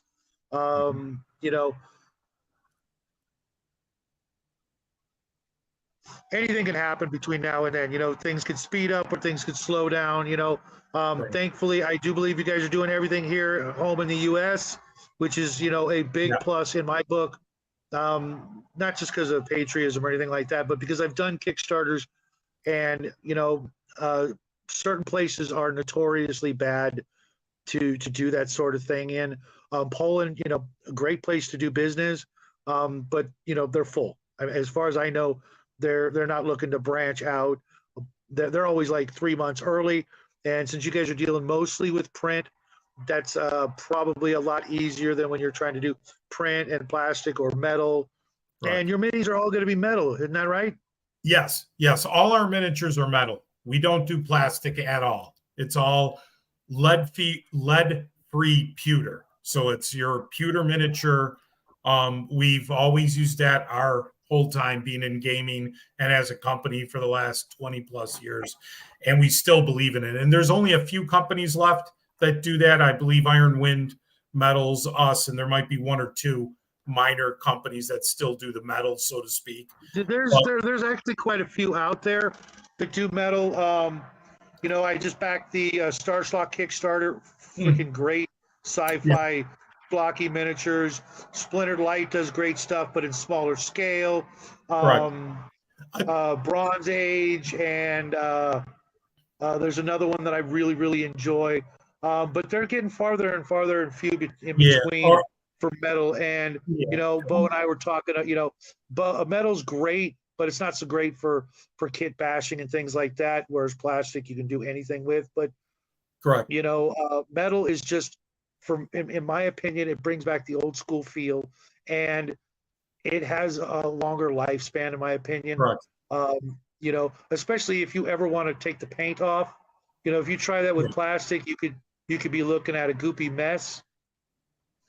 Correct. And when I say about the companies, Shadow, there's not many doing fantasy metal, or they're mostly a mixture of plastic, maybe with a little bit of metal, but everyone's really gone to plastics for the most part.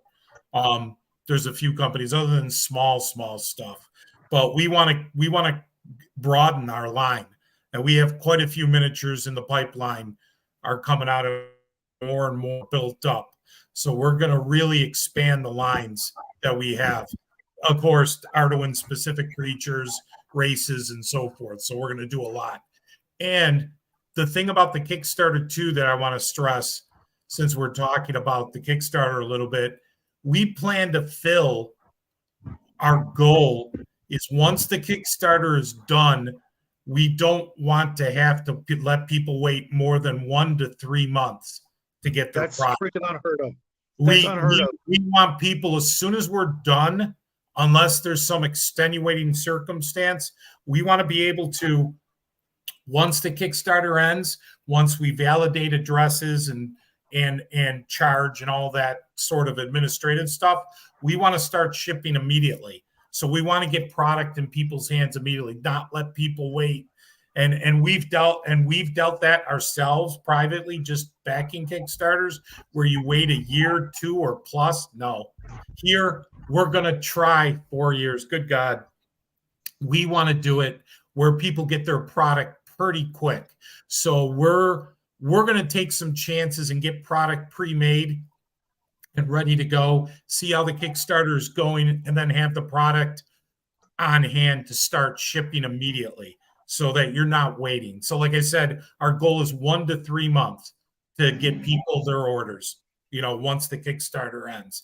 So like I said, that's our goal. And we're going to try everything in our power to make that happen. So real quick, Justin, you, me, and Hungar are going to have to talk about metal versus plastic on Monday, because I love metal. Justin's not a fan of it. He's all about STLs now. I totally get that. I have a 3D printer I need to get up and running one of these days, but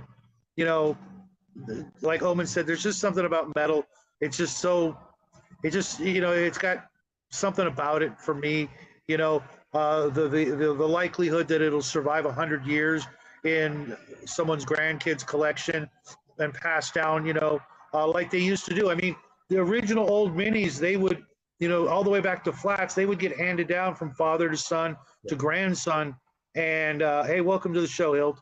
And to me, there's something about that I really like, that you can, continue the hobby, make it a family tradition, as it were, and really, plastic is so hard to do that with. I've got a copy of Hero Quest, and it's in tatters. It didn't make it, and that's only been a couple of decades.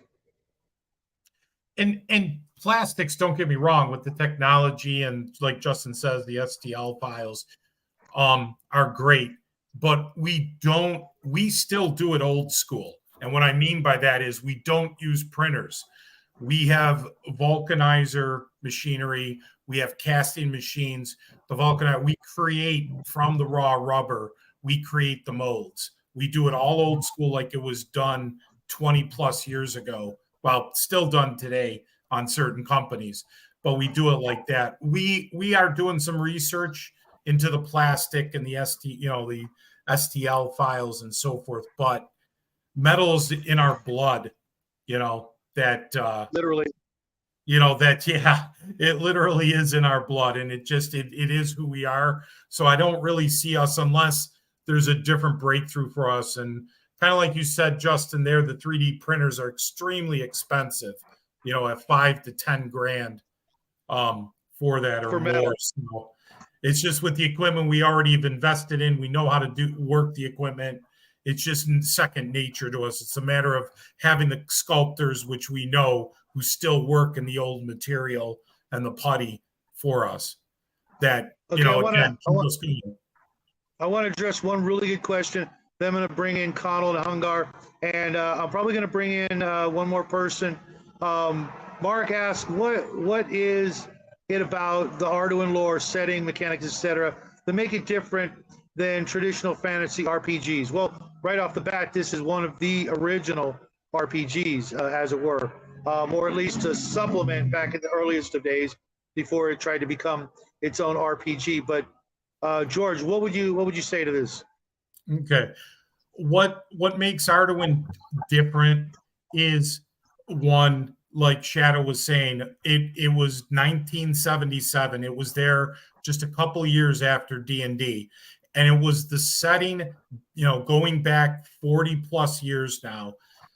It was a setting, and at that time was the different mechanics where in Dave Hargrave's world, different gates to other worlds, mixing your genres, fantasy, Western, historical, sci-fi, horror. It was already being done at that point. Being able to play an ogre, an orc, a Frank, a Deodant, different creatures was being done when it was never heard of. Criticals and fumbles. The original critical and fumble tables came from Arduino. The magic items, the magic item cards came from Arduino. There was a lot that was there. And yes, what happened with Arduino is D&D took off more on the corporate level, the mainstream, so to speak. I mean, it's much more mainstream now than it was 30, 40 years ago. But right. Arduino was kind of the underground cool material that when you were looking for something different, something new, something to surprise your players, because the monsters were very unique, very different, you would get Arduino. So it's a lot with Arduino, with the lore, like you say, the setting. But the mechanics were a bit different too. Like I said, because he mixed so many different things. I mean, he'd have machine guns. You could have artillery pieces, 20-pound cannons, whatever you could think of, muskets to laser guns to needlers to antimatter projectors. You had all these different things that rules-wise he could handle in the game, where D&D was not at that time capable of handling. You had to buy like Traveler, or you had to buy Gamma World. You had to buy or Boot Hills, specific settings where Dave Hargrave put everything into one. Arduino gave you all of that. Plus, Arduino did things differently, like base hit points. You didn't gain hit points after a while in Arduino. His game evolved. The Grimoires was his version of the game, and it evolved as he evolved as a game master, as a game designer. So there was new concepts that were put in the game. Mana, like spells weren't fire and forget like D&D. It was based on, you had a pool of mana, and then you can cast whatever spells you have, but then it uses up mana points. And again, this is 40 years ago, before the computer age of games, which a lot of computer games use the whole mana concept. But again, that was Arduino 40 years ago. So I hope that helps to explain. And what we're doing now for Arduino, a lot of it, and again, I've explained it in the couple videos that I've done here with Shadow, the one about 4 months ago. A lot of the concepts are going to be the same, A D20, the way armor class is done is going to be the same. You're going to have what we call factors, which are your stats or your ability scores. A lot of it's going to be similar, but it'll be Arduin style that we will have. And there will be some new concepts. We've been keeping an eye on what people are doing nowadays, everything from, Shadow Dark to Tales of the Valiant to 5e. I know Critical Role came out. They're coming out with Dagger Hard and all these different systems.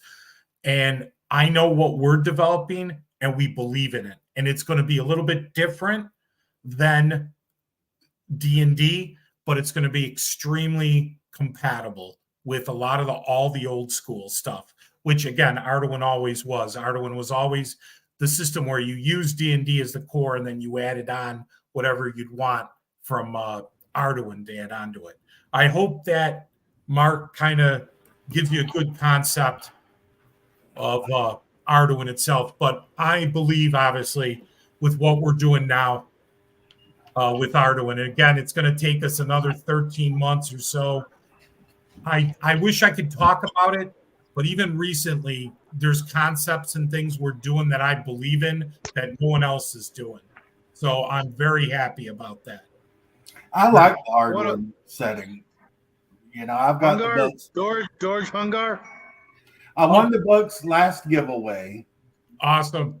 And I've read through them, and I love the gonzo feel of it. I mean, I've already been up on your website picking out what. I'm sorry, what was that? I've been all up your website picking out what I want. Yeah.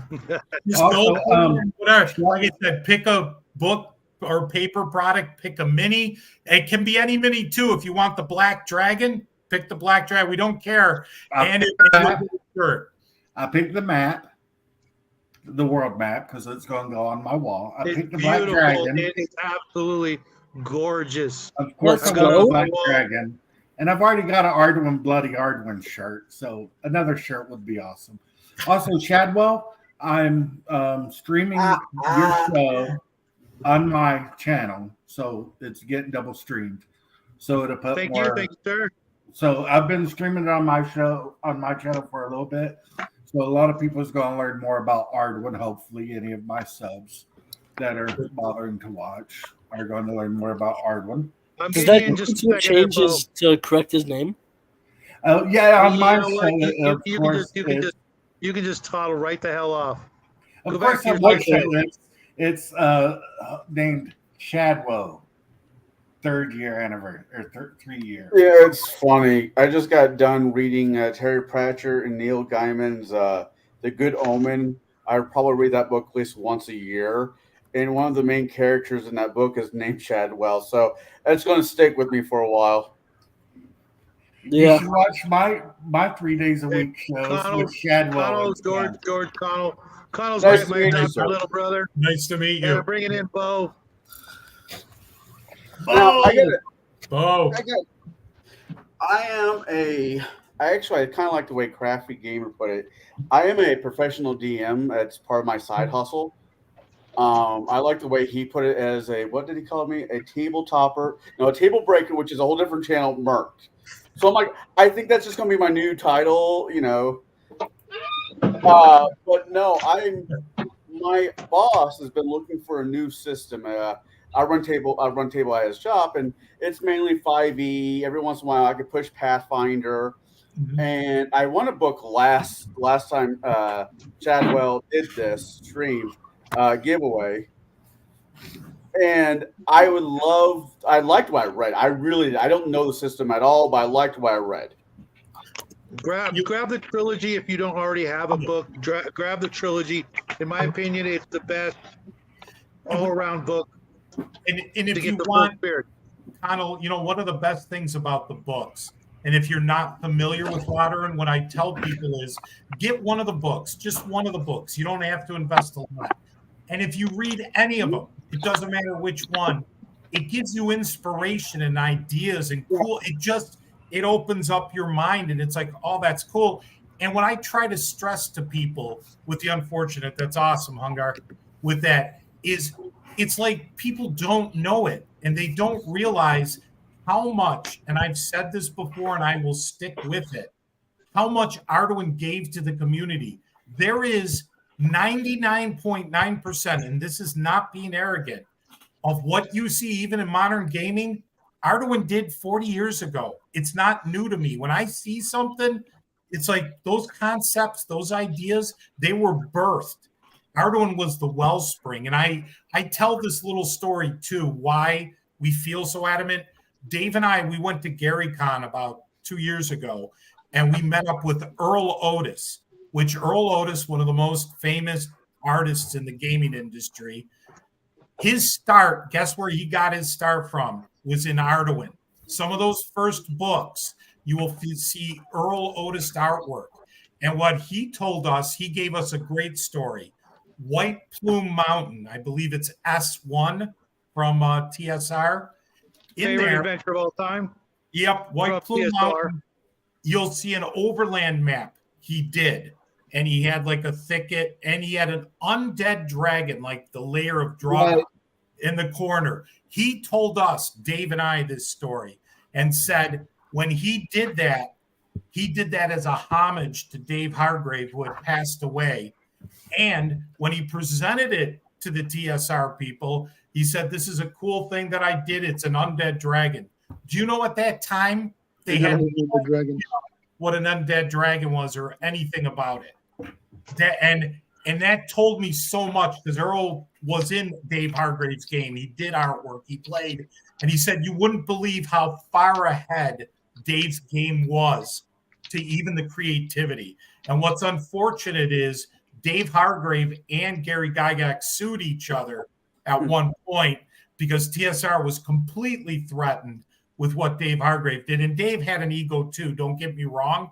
But what's unfortunate is I can't imagine if, leveler heads prevailed, the things they could have produced if they worked together, the worlds, different ideas. So just to give you an idea, I don't mean to go rambling on, but just to give you a concept of what Arduin is. And again, I don't try to be arrogant, but a lot of times people, I see stuff, I watch what other people are doing, other companies, other systems, and I'm like, okay, yeah, there's some cool concepts, but it's like, yeah, okay, let me go grab one of the Arduin books, and it's like, yep, right here. Kind of like that episodes of that what was The Simpsons did it. In this case, it's Arduin did it.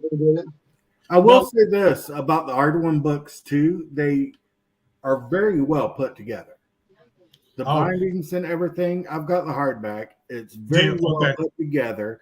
Well, a great layout. That was a re-edit. Yeah, that was a re-edit. The original Grimoires were not so well like put that? together. You know what I mean? What was that, Jack?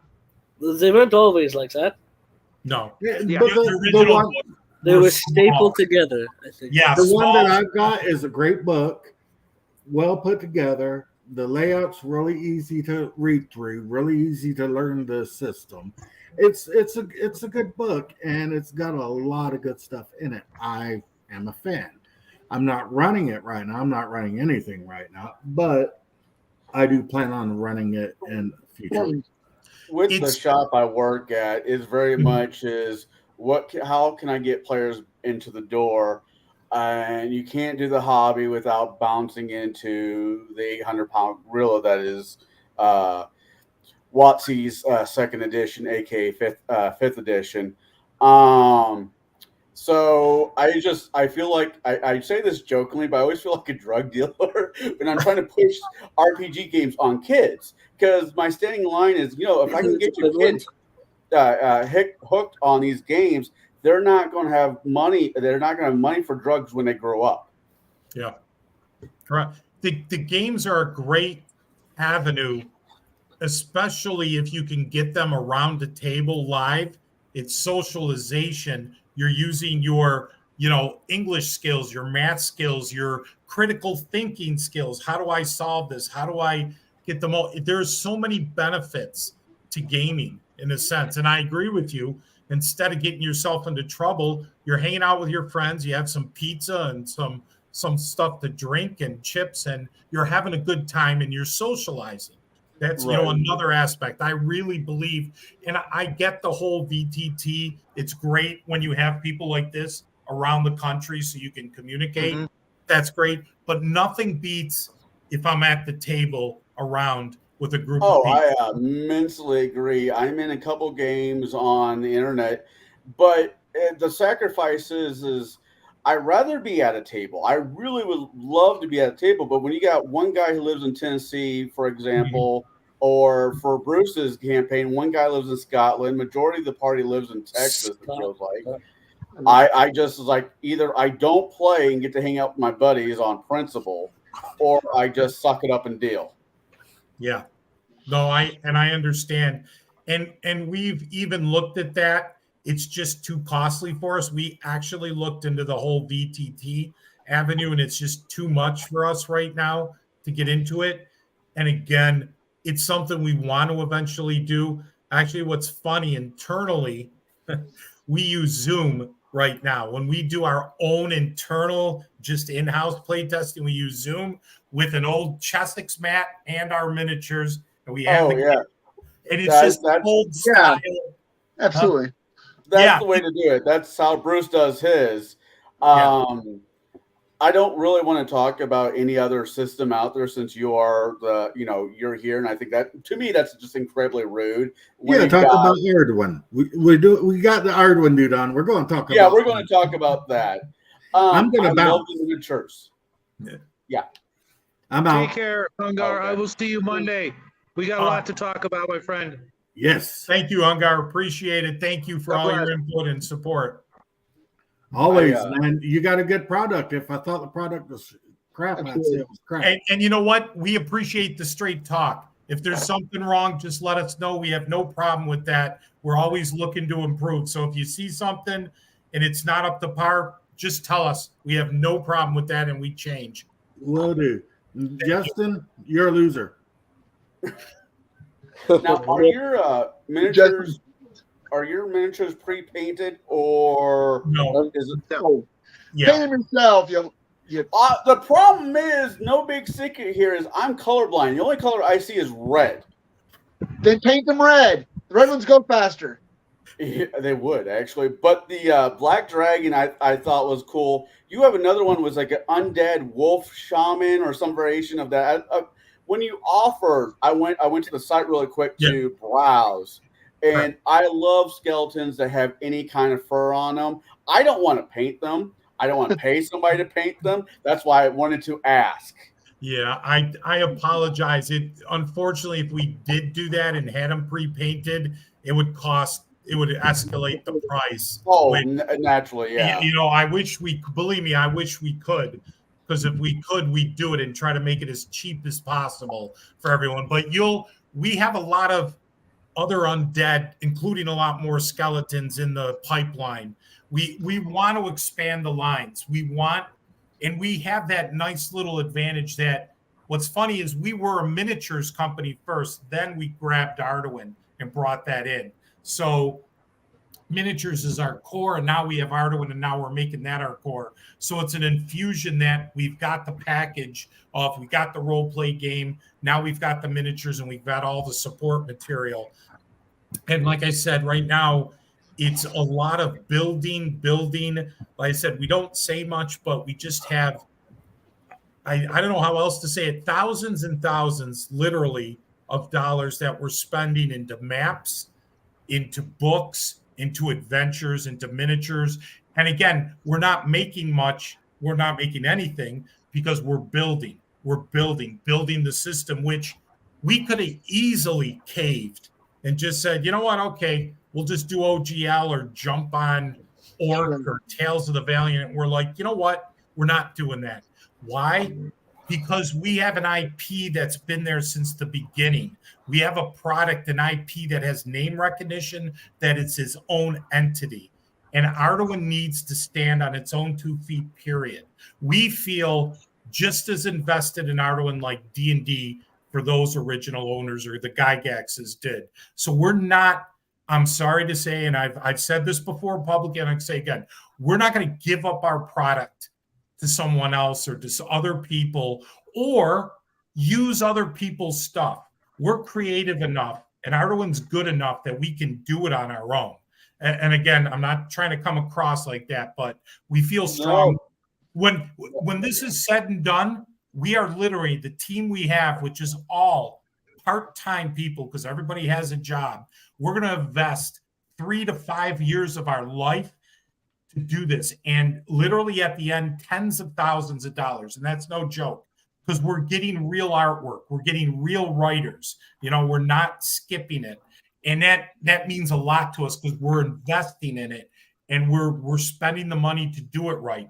And we're not making money because, again, the last 18 months going on, though, 2 years, we haven't put anything out there that we can make money. We're building, and it's going to be another 13 months of building. That means you're spending money, you're developing. Instead of going out on the weekend, I'm sitting right here, on a weekend. I come home from work on a Friday, and guess what I'm doing? I'm hitting all the books, bringing up the files. We just finished the character classes literally a day ago, and now we're diving into spells. We have 800 spells, and we're looking at our spells horizontally and vertically to make sure, like for the pre-spells, okay, our healing spells, what makes sense?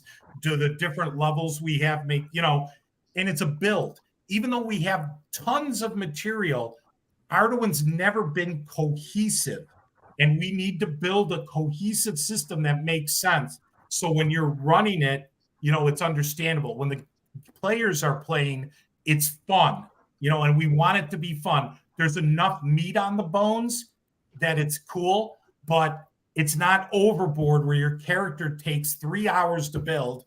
And I've said, Omen, you know this, or you're flipping through your 30 freaking feats and you forget half of them, and it takes 6 hours to do a combat in D&D. I will tell you this, in Arduin, with the CF action count, combats are 10 times faster than what happens in D&D. I'll tell you that now. And Shadow, I know you can vouch to this. That I'm telling you right now that Bo's been hanging on a question for a I have a while. question. Welcome to the show, Omen. I know, and this actually relates to what you just said.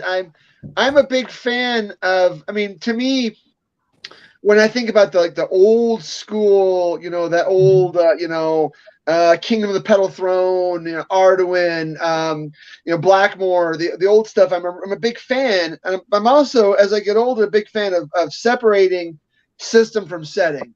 Right? I don't really care what the system I can modify or bash together or homebrew or whatever you call it. But I have a question. I don't know if you can answer the question, if you're allowed to, regarding the Arduin system versus setting. How will you resolve or include non-combat skills in your player builds? I mean, if I want to have a character that's a gem cutter or something like that, if I want to take a gem and cut it down for experience points or gold or whatever, how will you include that in the new Arduin system? Because that's something that a lot of the old games didn't even have a notion of. No, they didn't. And here's the thing with that, Bo, because we've looked at that with the design, and it was like, what path are we going to go down? The reason we decided to go more on the simpler side of things and have more of the main, we call them abilities, actually, have only so many abilities, is the problem is once you start going down the path of, like you said, a gem cutter, then there's, my God, a rat catcher. Then you go down to an armorer. Then you go down, all of a sudden you go down this rabbit hole that once, what I call is scope of the system, kind of project scope, how a scope of a project can get larger. When you start getting to a certain amount of detail, everything in the system has to match that. And if we go down the skill route like that, and I'm just saying, Bo, I know what you're saying. The problem is everything is a skill. If I'm a musician, then I need a skill with guitar, or I need a skill with trumpet. I get that's mostly to real life, but then the problem is what you lose is Now I have to have character sheets that are 4 or 5 pages long, and I got to track all these different skills, and everything's a skill. And how do you balance that with classes? Now you're mostly a skill based, and we played Rollmaster with Arduin, so we're familiar with a heavy skill based system. The problem with that, especially when we look at RPGs, tabletop games, they go more to the simpler end just because I think you have more enjoyment where you can abstract things or generalize it. What we're trying to do is generalize it. Don't go so down the rabbit hole with that, if that makes sense. Like too many, like I've said before, too many feats, too many abilities. When we do a class, maybe a class has 10 to 15 different options, abilities to choose, or different things. I again can't get into everything, but there's enough meat on the bones that you can build the character and have some options and be different, but you're not going crazy. You're not going down this rabbit hole of, oh my God, what about this? What about that? Because then everything is a skill. You see what I'm saying, Bo?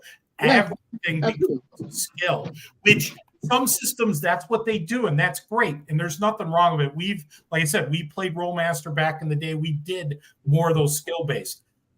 Just right now, we feel being a little more simple, a little more old school with options, a little bit more, couple tiers above first edition D&D, so to speak, is kind of the mid-road. So you have that fun. You can make a character. Your character, if he gets killed, fine, you can roll up a new one. You're not freaking out because you spent 3 hours making a character and he gets critted and his head gets ripped off, on the first game, and you're like, holy cow.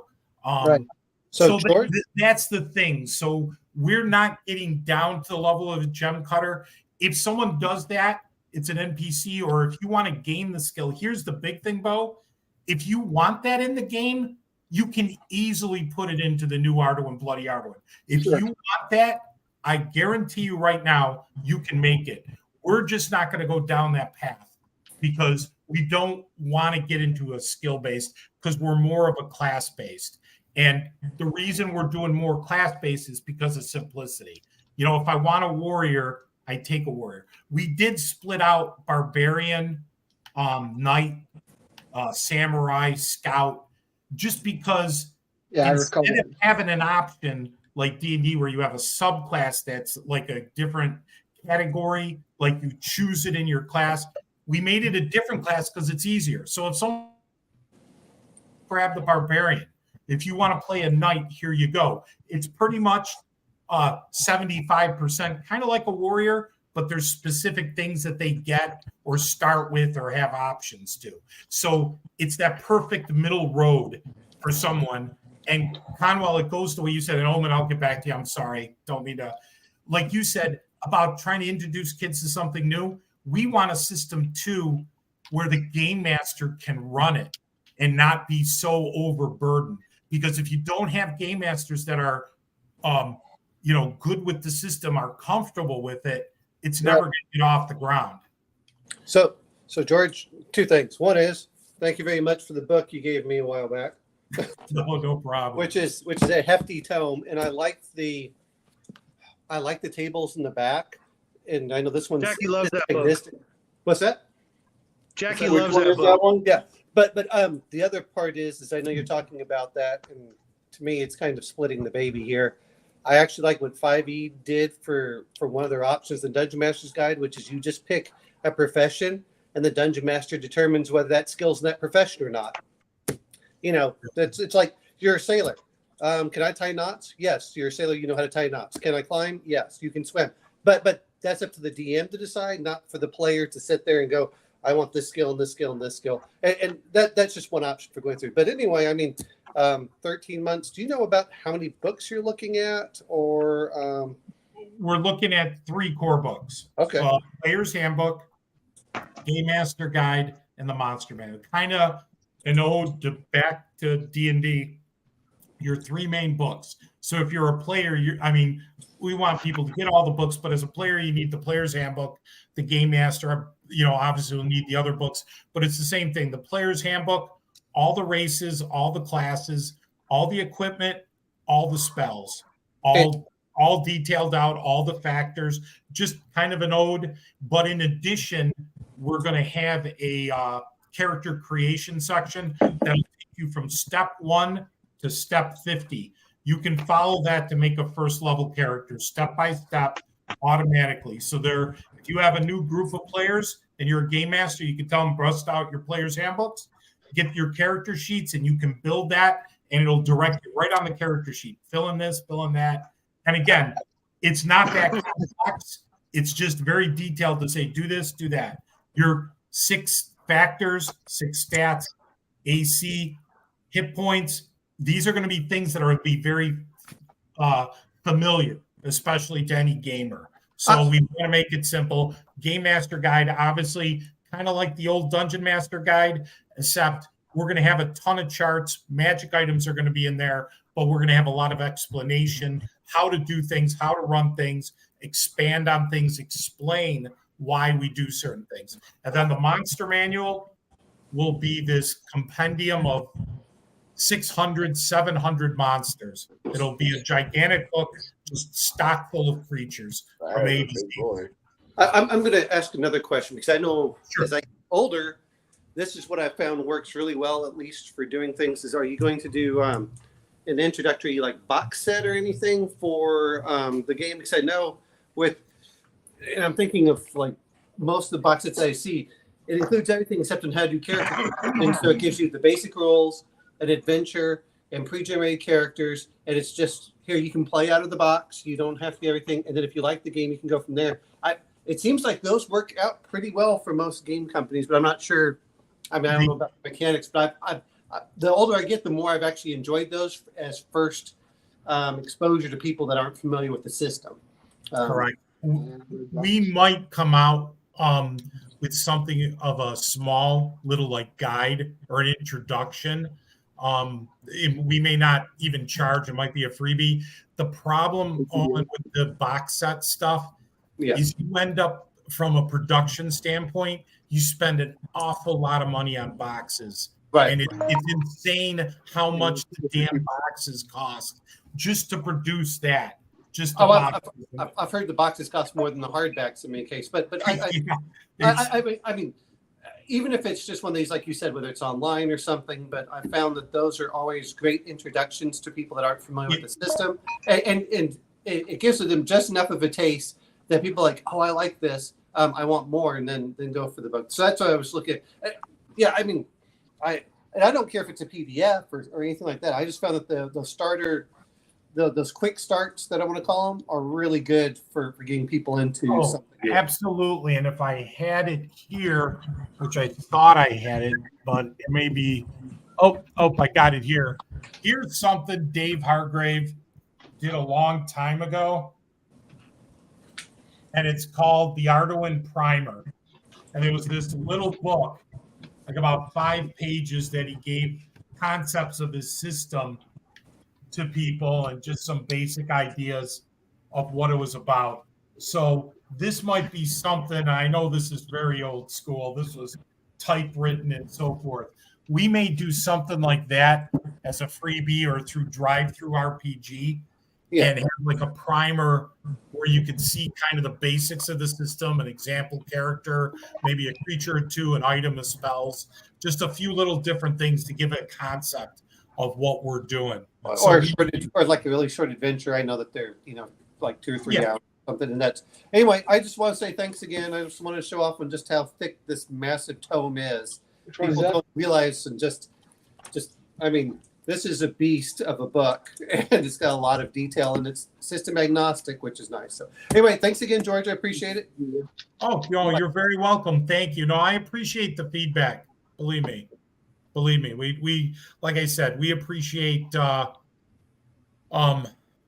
it's just like I said, any feedback. We're trying to do the best we can, and there's certain things it's just a bridge too far, to do certain things because the cost is insane. Like I said, us doing a lot of the artwork, we're not doing this AI artwork. We're paying artists to do our artwork for us, real artwork, I know some people are doing the AI. That's great for them, but again, we're just going old school with a lot of this stuff. So when Bo brought the a diamond cutter, the smart ass in me, my tag is I'm the cigar DM. Part of the thing I do is I smoke cigars when I'm able to in DM. You know, it's kind of a gimmicky thing. And he said Jim Cutter. I'm like, somebody actually makes a way for me to play a cigar merchant or of that nature. I'd buy full stock in that game. See, that's the thing in Arduin, which will be in the new game. There is a trader class who's kind of like a merchant, and there's different options. You could technically do that, and it simplifies it. Now, the products you may do might not be specific to that, but you could do that. Right. But it's within the game in a very, I don't want to say generic, but a very simple level, because we don't want to be teaching or running an economics, game within the game. You know what I mean? You can go crazy, and we don't want to do that. Inflation and how are you going to do market share and percentage selling? You can go absolutely crazy, and it's like we don't want to. We need to do it at a high enough level where you can get the concept. There's opportunities for the character to do it, the game master to run it. And neither the game master or player is going to go crazy, but they can get into it a bit. They can have some fun doing it. So again, it's that compromise, because again, and this is feedback from what we get from people, because we talk to a lot of players, a lot of people, just to get their insight of what they think. And a lot of people, the time to game seems to be just very valuable. You don't get the time you used to game. So people want things to happen. They want to progress. They want to have stuff, and they don't want to get too bogged down. And don't get me wrong, detail is great. And for one shots or for short-term stuff, if you're running, 3, 4 or one shot, I think that's perfect. But if you're doing a long-term campaign for years, I think you need something that doesn't wear the players out or the game master. Burns the game master out, because it's too much to try to. And again, like I said before, if we don't have game masters who are willing to run the system, you're not going to get anywhere, because no one's going to run it. They're not going to want to be putting the time and effort if it's going to be too much or too old for it. I know DM burnout I'm trying not to get that way, but I completely get that. I'm getting tired of. I'm not saying I'm getting tired of the other systems. I do find ways to have fun with them, but having a system that can support my own quirkiness, and if the system runs away, your system runs away, I think it does. My quirkiness will probably fit in fairly well. Correct. I was going to say this. If you want to, we haven't launched the official play test. Right. But if you want to run a play test group for us, I'm more than happy. If you'd want to do, just let me know. If you want to contact me through support@mcho.com. Yeah. Well, more than happy. And Bo, I was going to talk to you. If you want to roll into a play test with us. I'm gonna be in Shadow's playtest group for sure. Okay. I like this idea. Yeah, and again, we're break your game, but we're trying to get different groups of people. That if you're 5e, if you're old school, if you're a skill based, we don't care. We want a diverse bunch of different groups so we can hear the feedback, good or bad. And we've come up with some concepts to get real data. Like, we're going to ask you specific questions. We'll get comments, but we'll rate this 1 to 5. What do you think of the combat, this or that? Give us a rating 1 to 5. Real data, so that we can actually put this into usable information and say, okay, people really seem to like this, or we have an issue here, just so we can get that kind of feedback. Take care, David. And Brian, don't forget, Yeah, we got a spot for you too, man. Also, What was I gonna say? Oh yeah, I'm going to head out. All right. Take it easy, Okay, Jack. Jack. Yeah, Thank because you, I'm gonna have to shut the show down in 11 minutes. Yeah, Only because both of my devices have been running this whole time, keeping back and forth with other folks. My batteries are gonna be dead, Also, but we got about 11 Chadwell, minutes.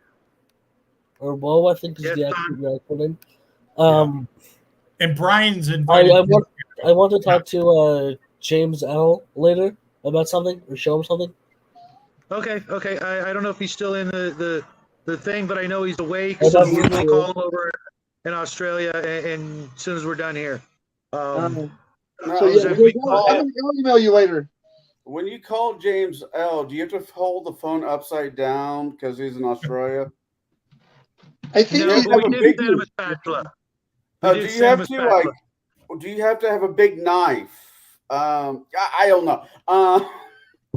I've got a collection, so take your pick. Yeah, Brian, like I said, we got a special task for you coming up, so stay tuned. Yeah. No, any of you guys' involvement, I appreciate it. Like I said, it helps us to really take a look. And Bo, I know you do a lot of GURPS and stuff, so I'm not mocking the skill stuff. It just I've played a variety of games since the 80s, and I just ask questions regarding the system because I'm just curious to know how it's going to line up with the players that I have, and I like a game that's simple too. I don't care. I like a game you can plug and play.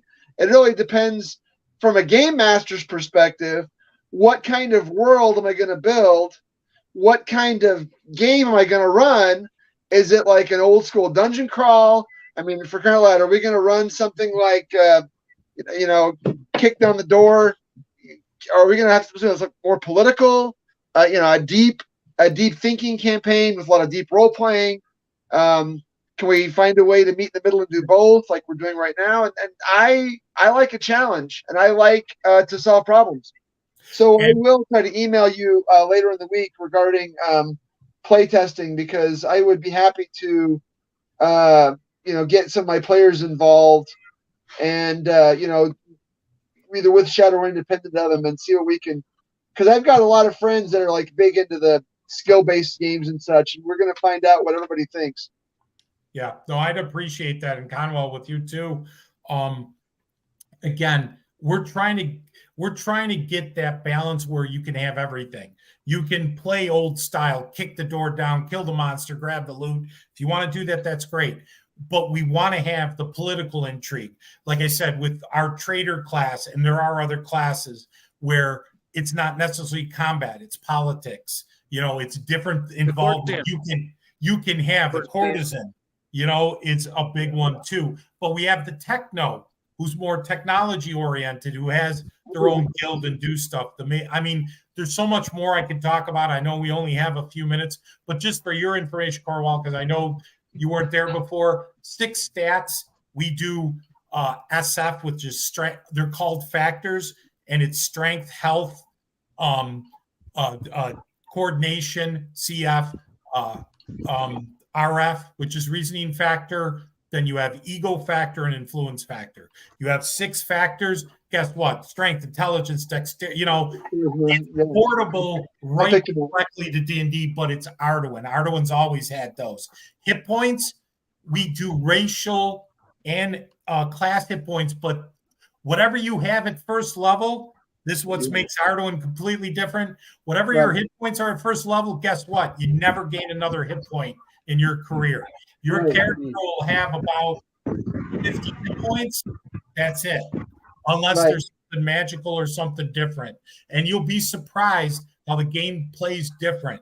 So you might be 10th level and have more ability, have better magic items, do this and that, but you're not going to have any more hit points, generally speaking, as a first level human warrior, as a 10th level human warrior, than a first level human warrior, which is true to life.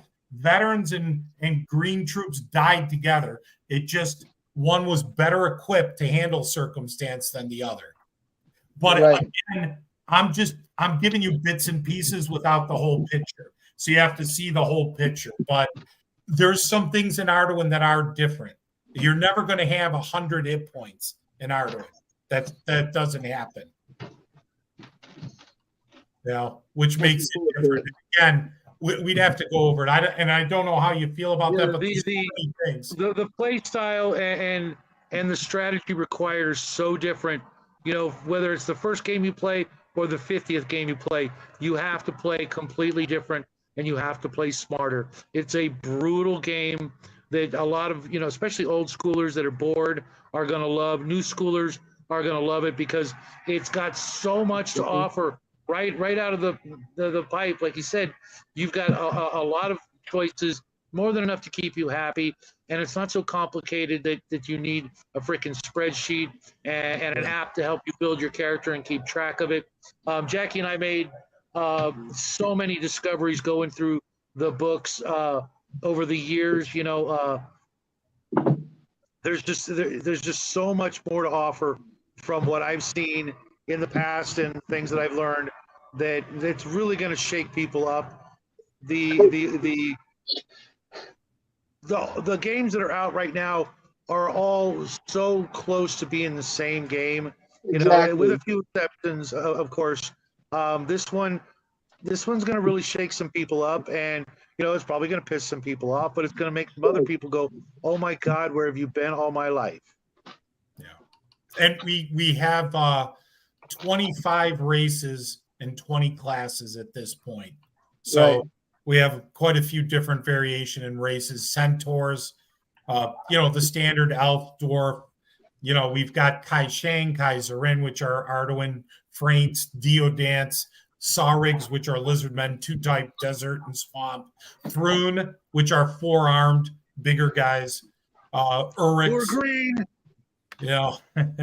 So we got quite a bit. Kobold, Goblin, what we're calling halfers, which are like your hobbits. We couldn't use the term hobbit because we didn't feel like getting sued by the token state. Yeah, I'm pretty sure that's a problem. Arduin always used hobbit, and we're like, we can't do that. We cannot do that with today's day and age. But I don't know if that's something that sounds good to you. And I know, like I said, we can talk more offline or once you get into it. It is old school, but there are some differences to it. But Arduin's always been like that, where you're vulnerable, crits, fumbles. Crits can kill you very easily. But in Arduin, you can find a lot of cool items. And what we're going for is, and like I said, I can't say much, but there's so much that's different that we're going to have. A lot of the problems that are out there in tabletop games, I think we've navigated and come up with some cool concepts, how to deal with it. Like I said, in our game, I'm not sure if I talked about this before, Shadow, that if, you have a 10th level party and somebody dies, well, that's the thing too. 0, you're dead at 0. There are no death saves in our game. You hit 0 hit points, you're done. I like that. That's cool. I'm not opposed to that thought processing. What? But like I think you were about to say, if that character dies, you bring in a first level character. That's it. None of this. He's 9th level because you're 10th, or he's 7th. First, you start just like everybody else. Right. And hey, Cal, welcome to the end of the show as always. But that first level character. Yeah. Can hang with the group. What were you talking? You said you were opposed to something you didn't like. Oh no! I mean, I run 5th edition, like I said, and I kind of there's no kind. I ripped out the saving throws. I'm sorry, but I'm old school. You go minus your con, you're dead. There's no saving. If your con's at 18 and you're 20 points over, I'm sorry, life happens. Yeah, and we have some different things in our game that could help a character. Don't get me wrong. But I'm sorry, you reach 0, you're dead. We don't even go into the negatives. You reach 0, you're 1 hit point. You're 1 hit point away from dying. It's just simple. And it just keeps it real, that there is a sense of death in the game. But again, at first level, you're going to have about 50 hit points, give or take. So you're going to be pretty hardy even at first level. But players are going to have to learn, don't get crazy that you think you're all that, because with criticals, fumbles, the creatures, that can go away very fast in the game. But like I said, I would be very interested, even with you, Bo and Conwell, with having your groups or running it to see what you think, with the game, what we've developed. I will definitely reach out through support. I might have to. The group I would love to run this with is via VTT, and that's my problem, and I'll make it work. But I would be interested in doing a test run and seeing what they think. Yeah, because they're like most players. Well, the one guy I'm thinking about right now has been playing for the last 40 years. And he's tired of Pathfinder D&D. He just bought into, was that Dragonbane? This for something different. So if I can sell him on this concept, it helps you, it helps me, that's thought process. Yeah. And we want people to have fun. That's the bottom line. We're not trying to just push things. And for us, if you want to mine it for stuff that you want to use, go for it. We'd love for people to continue. Obviously, we want to get a base following that will run our games and enjoy it. But the bottom line is to have fun and enjoy it. Maybe the 700 monsters in the monster manual, you can mine that, doom guards, air sharks, all the fun stuff that you can throw. Yeah, there's so much stuff that's in there. No, I just got a chuckle when you said have fun, because that's been a recurring theme between Shadow and I. We've noticed that a lot of players, they play role-playing games, and even if they take them very seriously, they seem not interested in having fun, and forget that the G in RPG stands for game, right? And any opportunity I have to remind people that this is supposed to be fun, and that the first rule of playing a game should be have fun, I will seize upon that opportunity. Yeah, I'm doing a 5-part series on fun starting Monday, so stay tuned. Right. It should, clarify some definitions of some words that people just seem to have forgotten, at the very least. George? Welcome back, Omen. Hey, well, I have a question for George here, which is, everyone talks about, well, if you die at 10th, you start at first. But I know, like Shadow and some other people get tired of starting at first over and over again. Like we've done it a dozen times. Will there be are you looking at doing character creation rules to make more advanced, or guidance? You can make a higher level character, don't get me wrong. But the way we've done things in our system, the old problem was you couldn't run a first level character with a 10th level group. Generally that's an issue. We've solved that issue. You can have a first level character run with a 10th level group. Oh, okay. Wow. You see what I'm saying? That makes a huge difference. And, yeah. So you don't have to, because I know a lot. And again, nothing against how people do it, but sometimes I've heard what game masters will do is if you have a 10th level party, somebody dies, they can bring in a new character at 7th or 8th level, like 2 or 3 levels below, just to keep the parity, or else, because if you bring in a first level character, to be honest, think about that, and you guys tell me if I'm wrong. If you have a 5th edition or even an old school, if you have a 10th level party and you bring in a first level character, I don't think that first level character is going to have a chance at all. No, all he is cannon fodder, and up there. That's what I mean. In our game, I don't want to give away everything, but just think about it. When I said the hit points are 50, so think about that. If you bring in a first level character, his hit points, he's going to be pretty much on par with that 10th level party, and that's just one item. So there's certain things that are built into the game where that first level, and again, he's not going to be as good because he's not experienced as the 10th level party, but he's going to have some things there where if he's specialized in something, let's say he's the thief for the party, that first level characters, if there's no other thieves in the party and they lose their thief and he brings in a new one, that first level thief, unlike old D&D where they were completely useless until like 7th level or so, he's going to be extremely useful because he will be good at what he does. And in our game, there's none of this. I'm just going to say it. Not every class has freaking spells. You can throw that out. And in our game, there's no lone wolf. It's a team game. You need a group of players who work together. If you try to do lone wolf, I'm not saying every scenario. Yes, maybe you could do a lone wolf. You need to be a party, a group that works together, or you're not going to make it. Simple as that. And that's, people always get mad at that, I know, but that's really conducive for getting players together and getting a group.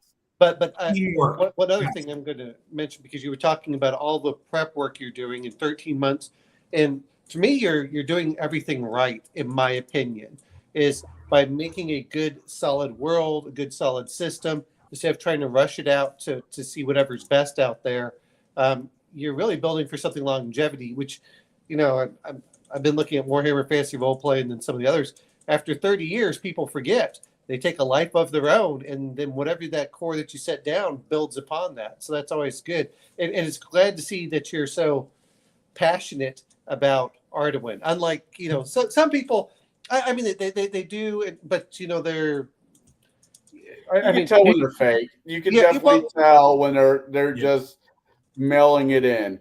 Well, I'm not saying everyone mails it in. I'm just saying that, you know, some of them, you can tell we're gamers. Unfortunately, they've been caught into the monetary aspect, and so they have to pull back from that a lot, and so they have to treat it more as a little bit different. But you guys are living and breathing. You know, it's a passion project that you hope you at least break even on. Is what I hate saying, but yeah. Yeah, I mean, we're making it happen no matter what.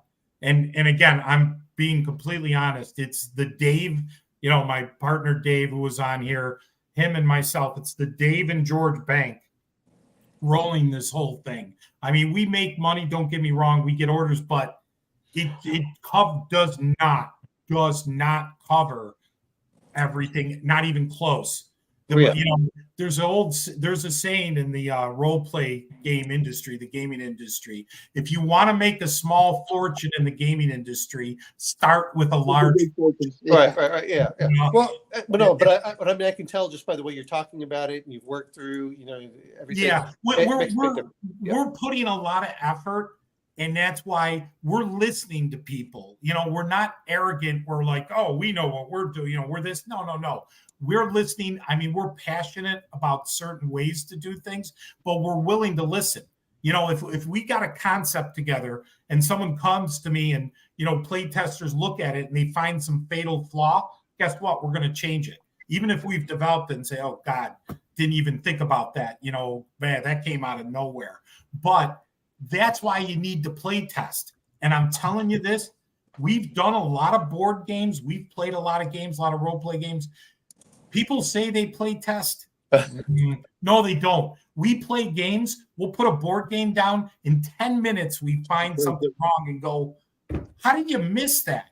How do you tell me you play test this? We don't know the game. We just read the rules. We pop it on the table, and in 10 minutes, we have a question, and we're going to Board Game Geek or trying to go online to like, that to me is ridiculous. Now, I'm not saying you can't cover everything. You can cover 99 things, and that 100th thing will come.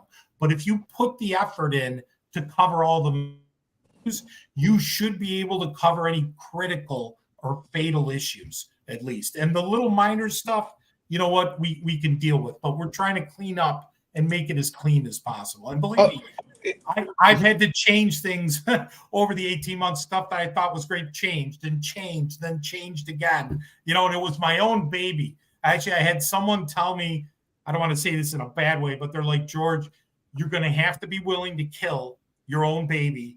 You know, your idea, your thing, and you're going to have to do. And I've had to do that at points. It drove me nuts. But it's like, you know what? That's the right thing to do, because it was like, this will work. This was a great concept, but it falls apart. We did have some of that. We had created certain different mechanics, and they broke apart.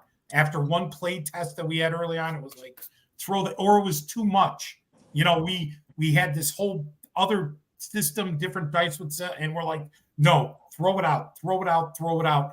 And we settled just real quick on a D20, because D20 is the essence of role play games. It was there at the beginning, always been. I know there's dice better than the D20, but there's no way we were getting away from D20 for a role play game. I know there's nothing better than a D20. It's a platonic solid that rolls with plenty of. You know what? It gives you the feel for combat purposes. That's what we use it for. It gives you that variability that combat can be really up or really down. So I can see it. It's a linear die. It is what it is. And we couldn't, because Arduin was there at the beginning with D&D.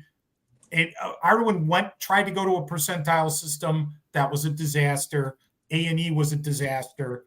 And it's like, we're not doing that. We're going back old school. And don't get them wrong. There are other, I mean, you're not just using a 20. There's other dice and other mechanics.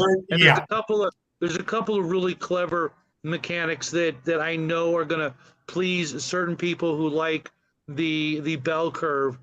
He's just talking, I think, specifically. I know what he's referring to. I mean, you know. Yeah. There's more to it. There's damage dice for weapons. Sure. You know, your broadsword does a D6 + 1, 2 to 7. You know, we have all that standard stuff in there in our game. I was referring to a couple of the other mechanics that I'm really fond of. The non-combat abilities are in there. You know, the magic. Well, no, there's even one. There's one thing.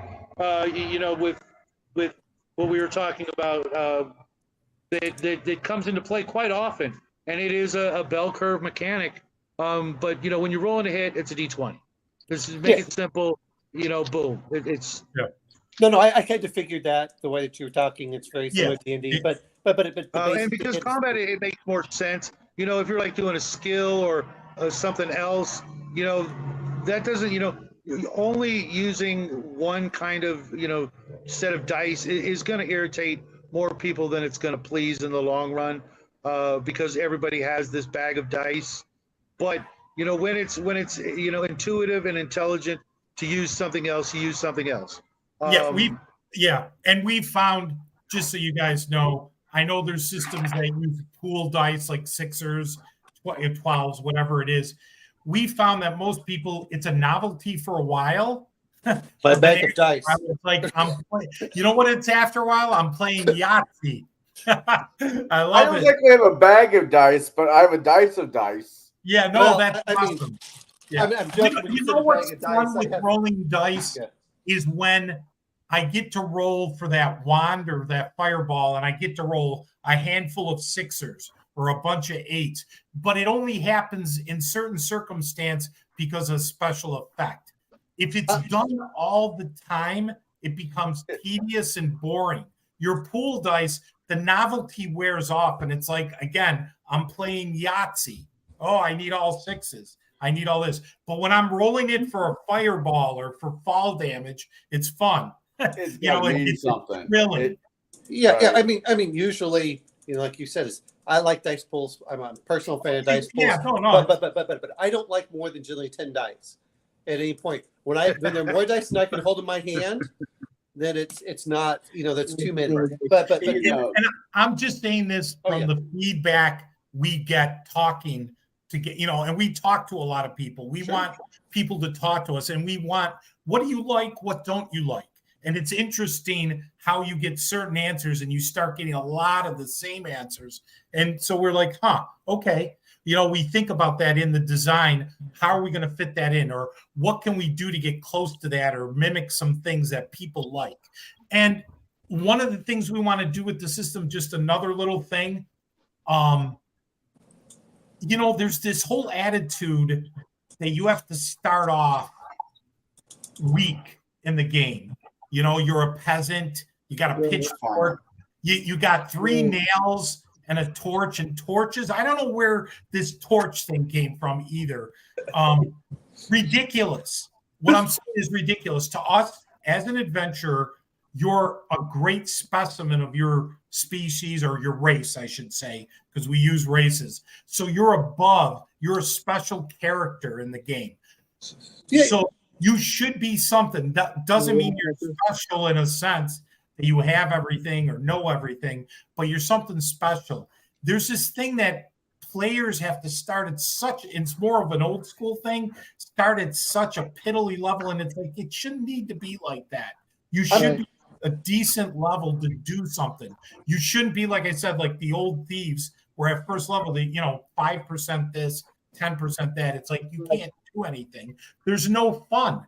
you'll have new players lose interest if I have a character and I'm rolling dice and I can't do anything.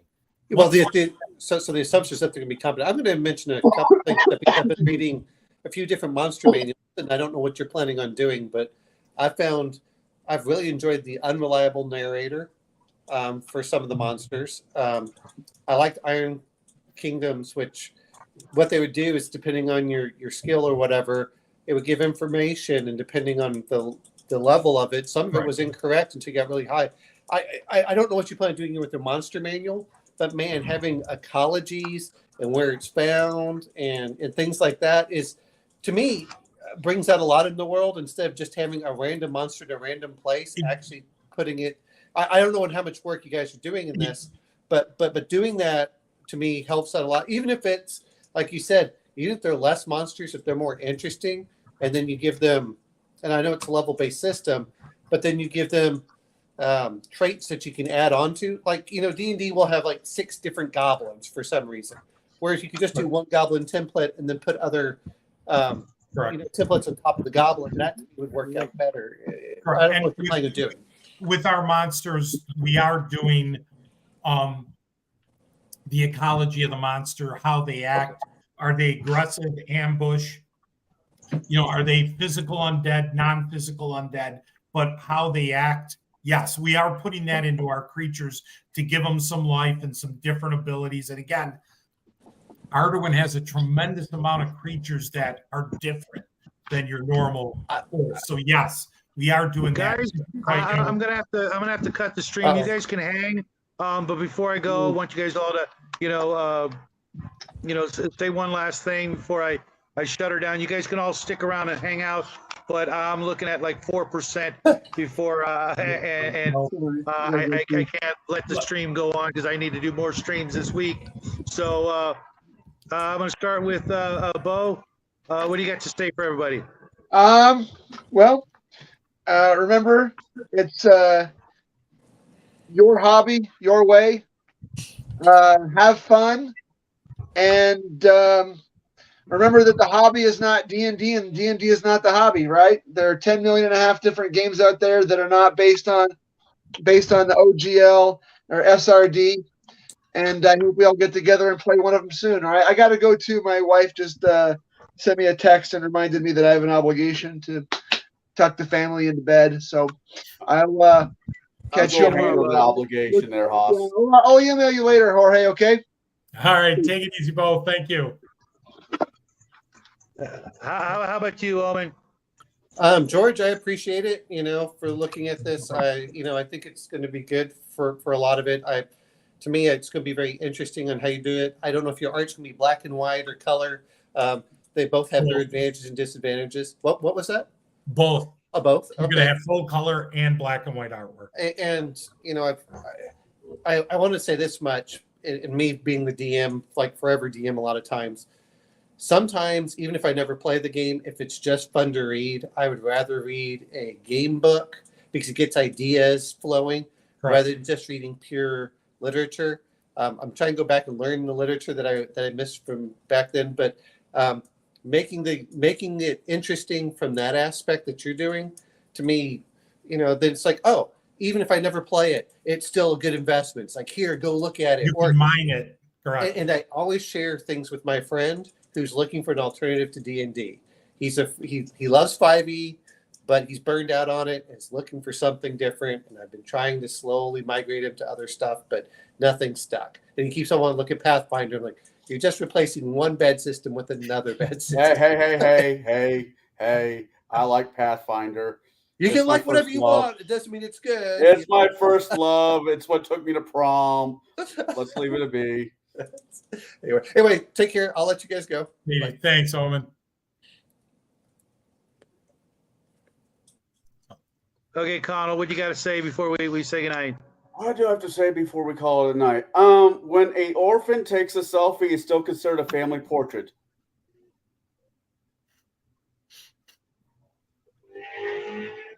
Nice. Awesome. All right, little brother. I will see you. I'll see you real soon, buddy. And George, thank you so much for everything, man. I'm so jealous of tonight's winners, man. The winners. You have to re-roll one because David doesn't count. We did that already. Oh, well, I should put down the beer. Yeah, it's okay. It's okay. Well, get in contact with us, Conwell. Definitely, for the play tests and stuff. And I just I saw in the comments, Dave, we are going to have people start from the beginning and go up. Don't get me wrong.